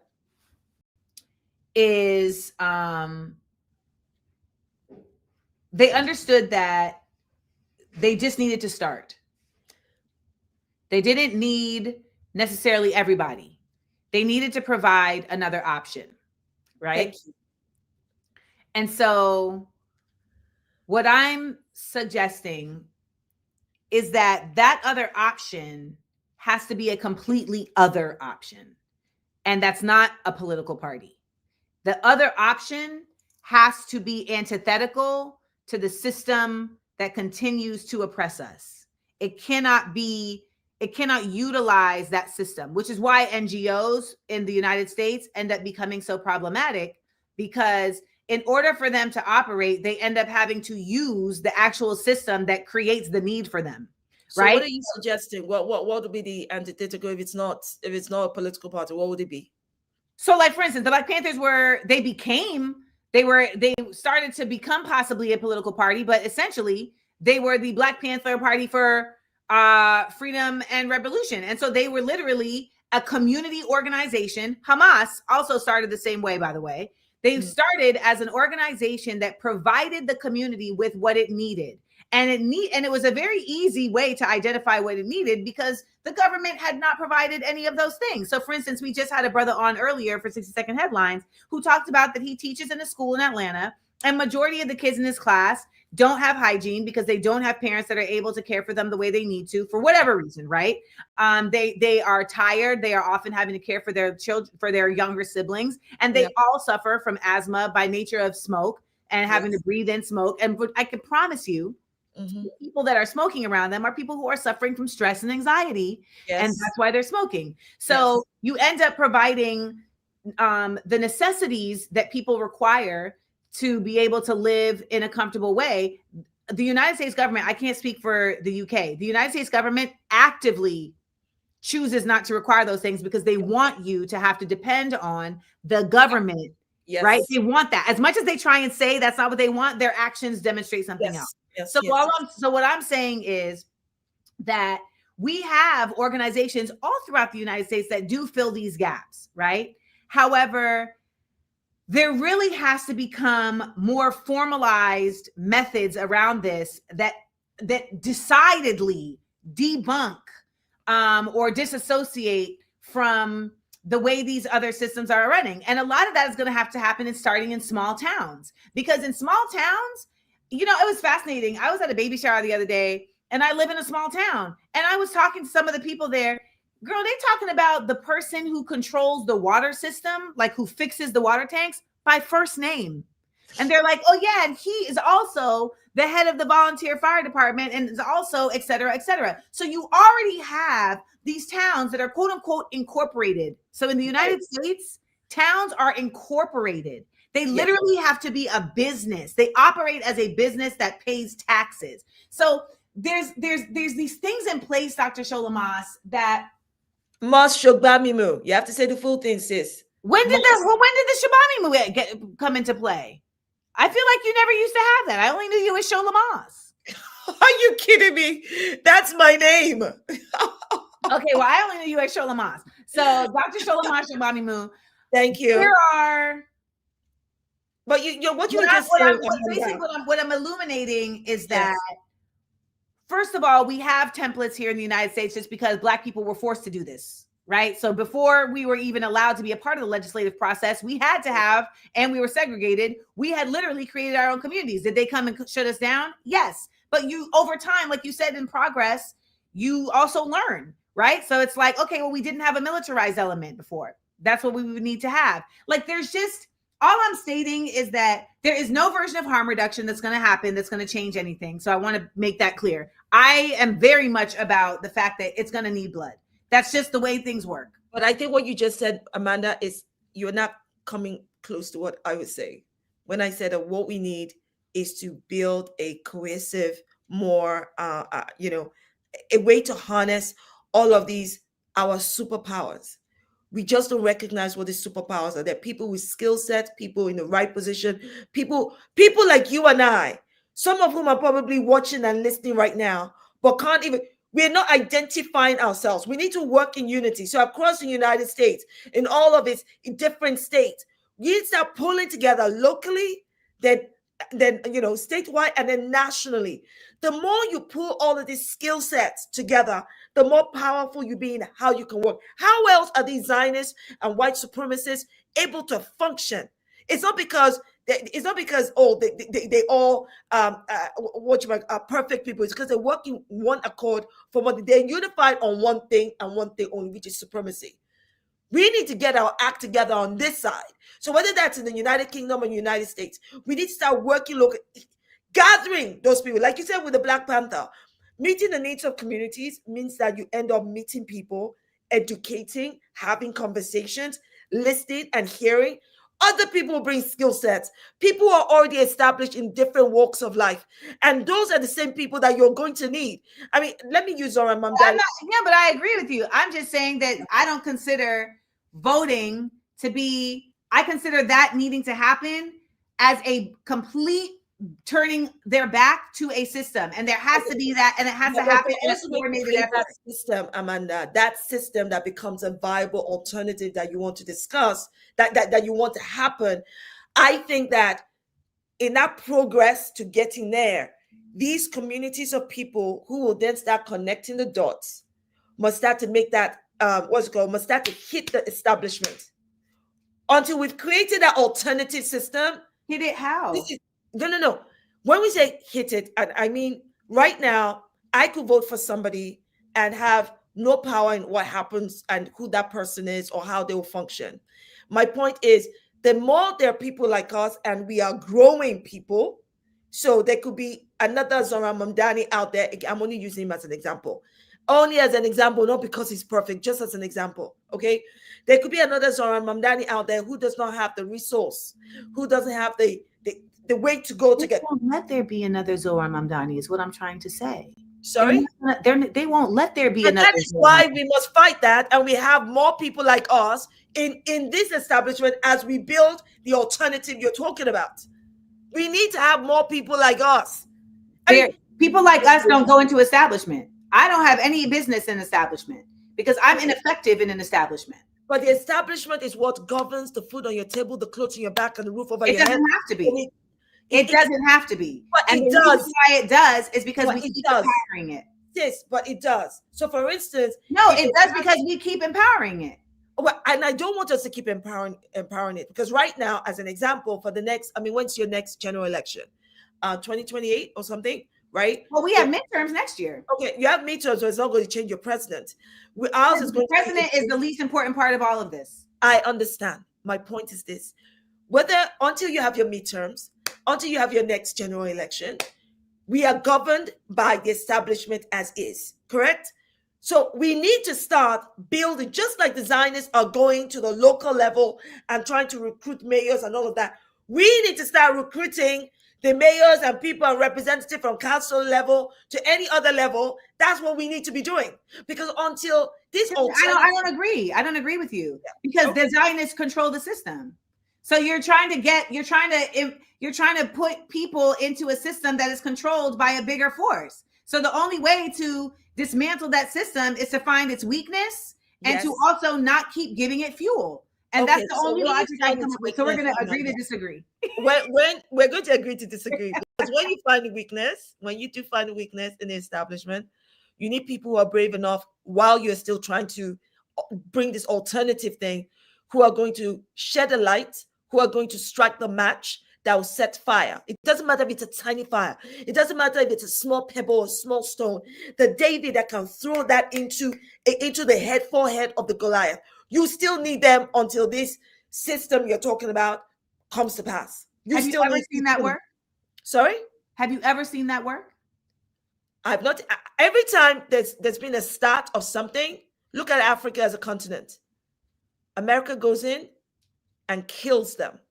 Mm-hmm. And one of the reasons America has been successful in toppling foreign governments and invading and stuff is because half the time the Africans there don't even understand what is happening. Exactly. And then they weaponize other Africans there who are only interested in their self-interest to kill the Patrice Lumumba and other people.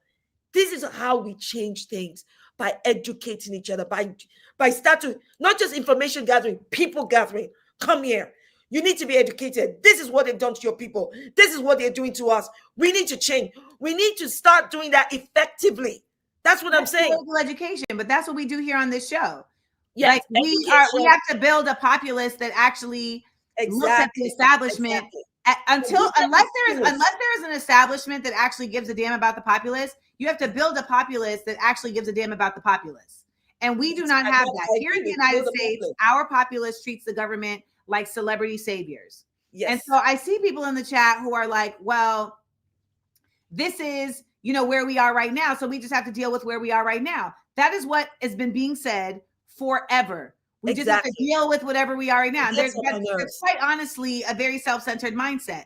And the truth is that a lot of y'all are not going to die for shit. So when Dr. Shola Mas Shobigmamu Shogbabimu is saying, we need people with a light, I'm gonna tell you, I disagree. I think it's that you need people with a light and who are willing to go out for this. And it's the same thing, whether it's death or whether it's career death. If we had people willing to go into government and turn up and get kicked out, this would have been not a problem. The problem is that we get people like Jasmine Crockett is a great example, who go in, they have a spark about them. They have a desire to really shake shit up, but then they get enamored with access. They get enamored with being that girl. They get enamored with the thought process that maybe I can change things. And so their mission shifts and they become a part of the establishment versus as just the wrench thrown in to mess it up. And until we have people willing to not only do that, but a community to catch them when they come out and know that they don't have to still be a part of the, because that's the other part.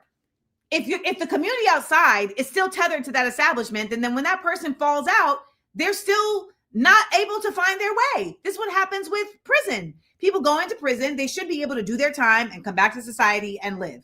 They can't. Society has it completely walls up, not able to help them. So all I'm suggesting is that we have to take a very pragmatic look at what destabilizing really is and understanding that it is going to destabilize not only the system, but us for a time. And that destabilization is what gets people saying, well, let's just still do this little part because it feels crazy to change a methodology that has been ingrained in us.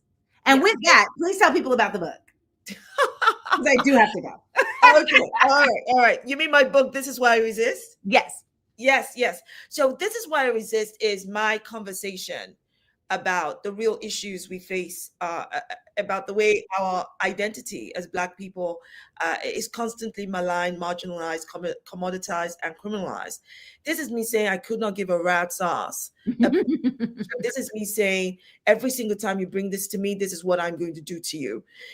This is me saying like I will stand in the roots to the root of my core. In fact, at the beginning, if I may just read something quickly that that I felt like this kind of encapsulates where I am. And here I go. I stand on the shoulders of greatness as my ancestors before me. I will not be silenced. I will not be silent. If you come for me, I will come for you. This is why I resist. It pretty much sums up where I am at in the way that I view and I've observed and I intend to fight what is clearly a concerted effort to continually, destroy Black people and the way that our identity is weaponized against us. I don't have time for that BS. Mm-hmm. I want to be able to say, earlier I talked about what it is to be Black in Britain. And I want to be able to say, I am this. I am African from the roots of my hair to the soles of my feet. People don't get it wrong. And yes, I'm British. But don't tell me how I should be British. Same way nobody should tell you how you should be American and Grenadian. How right. you should American and, wherever else, your heritage descends from. It's all, I'm sick and tired of the way that we are constantly addressed. And that's what this book does. It touches on political activism. It touches definitely on our identity as women, and especially when you think about how feminism is often weaponized against us. Feminism should include us, right? So I Right. told you all this and using personal anecdotes as well. I'm just saying, listen, people, you come for me, I will come for you. I don't have time. I do not have time. I'm ready for the fight. Can you hear it in my voice? I am ready for the fight because I've seen too many people be persecuted just because they're different. And I'm not going to have it. All right, y'all. That's another book club book. They started a whole book club. They didn't even tell me. Thank you, Shola, so much for joining us. Thank you for having me. All got a whole treat right there because that was a solid 2 hours. I know. Oh my God. But we were having a party. We were having fun. We agreed. We disagreed. It's all good. Thank you for having me in Amandaland. Yes. That was a treat, y'all. That was a treat. So, before we get out of here, I did actually find that image that I was mentioning to Dr. Shola. That was, hold on, where is it?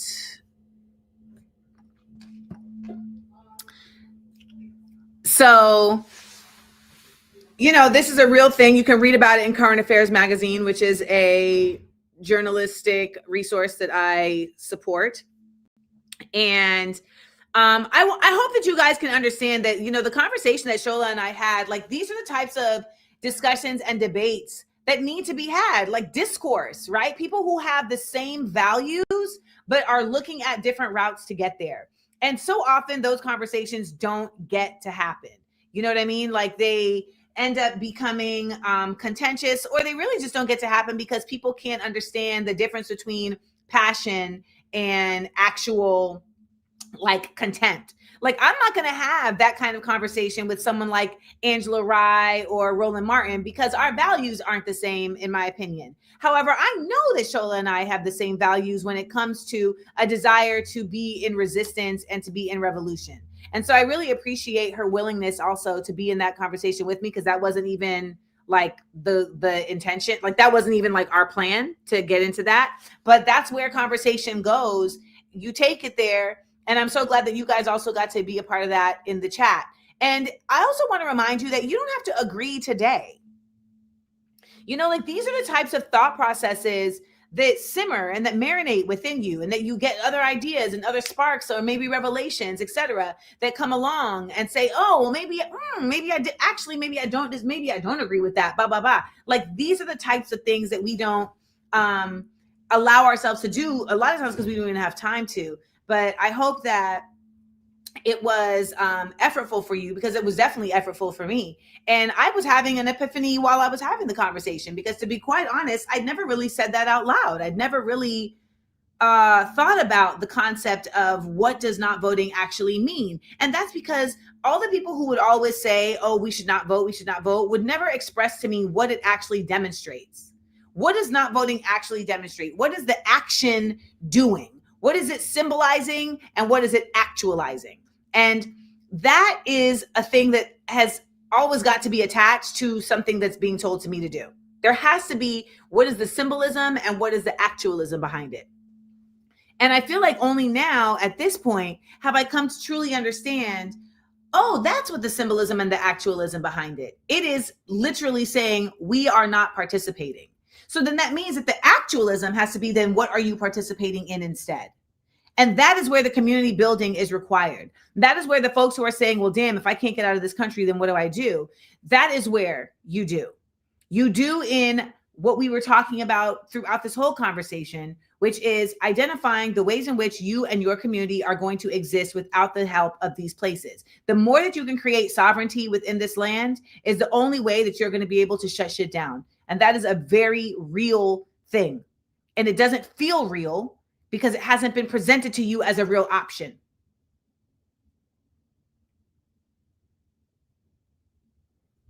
We look at history as a guide, and we also remember that history is then and we are now. There are similarities. There are inflection points that are reflections of each other. However, there are also variations. And we have to take all of that into consideration when we imagine and we create vision and define strategy for how we live. We're watching animals have to do that in real time right now on an ever-changing earth because of us, where their methods of hunting to live have had to shift in real time. Yes, we have always hunted this. It's always been here, just like in the past. However, now things are changing. There's drought, there's flood, etc. That's the variable. So how do we take the instinct of our history and what we know and attach it to the variable to identify a new method for a path forward?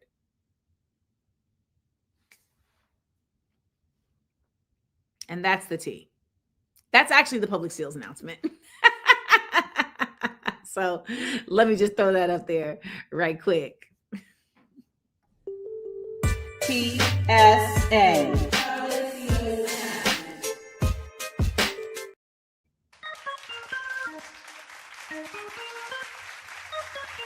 This was a very interesting episode. If you're wondering why I'm sitting on the floor, it's because I basically had an anxiety attack in the middle of the episode. I needed to ground myself.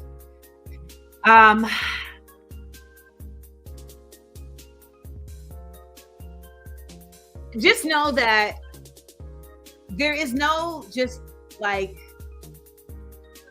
one conversation. It's several conversations. And then there are several actions. It's a multi-pronged approach. And we have to be willing to have love in that conversation. So I thank y'all for showing the love today. Thank y'all for always helping and supporting financially. And shout out to Brandon and Dr. Shola Moss for joining us today and having just really dope insights to add per usual. I think we're so lucky to be able to do this in this way. And in this ever-changing landscape, we are going to have to be adaptable and we're going to have to be amenable.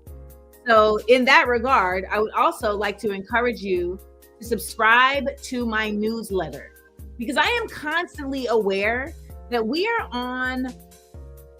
in spaces that we do not control. We don't. And so because of that, we have to constantly mitigate, right? We have to constantly mitigate and consider what other avenues can we be at. So you can go to amandaseals.com and sign up for the newsletter and make sure, and that way you will be in the know no matter what happens. I'll be in Baltimore this evening. I will have the links up for the rest of the cities shortly. I appreciate y'all so much and for joining us. Tell your friends. And I hope that you'll go back and listen to that conversation again and see if your mind changes. Okay? Boop, boop, boop, boop. Y'all, it's been real. It's been real. And we deserve 30 seconds of stillness. I love how y'all are like, that conversation was a lot when you weren't even in the conversation. 30 seconds of stillness.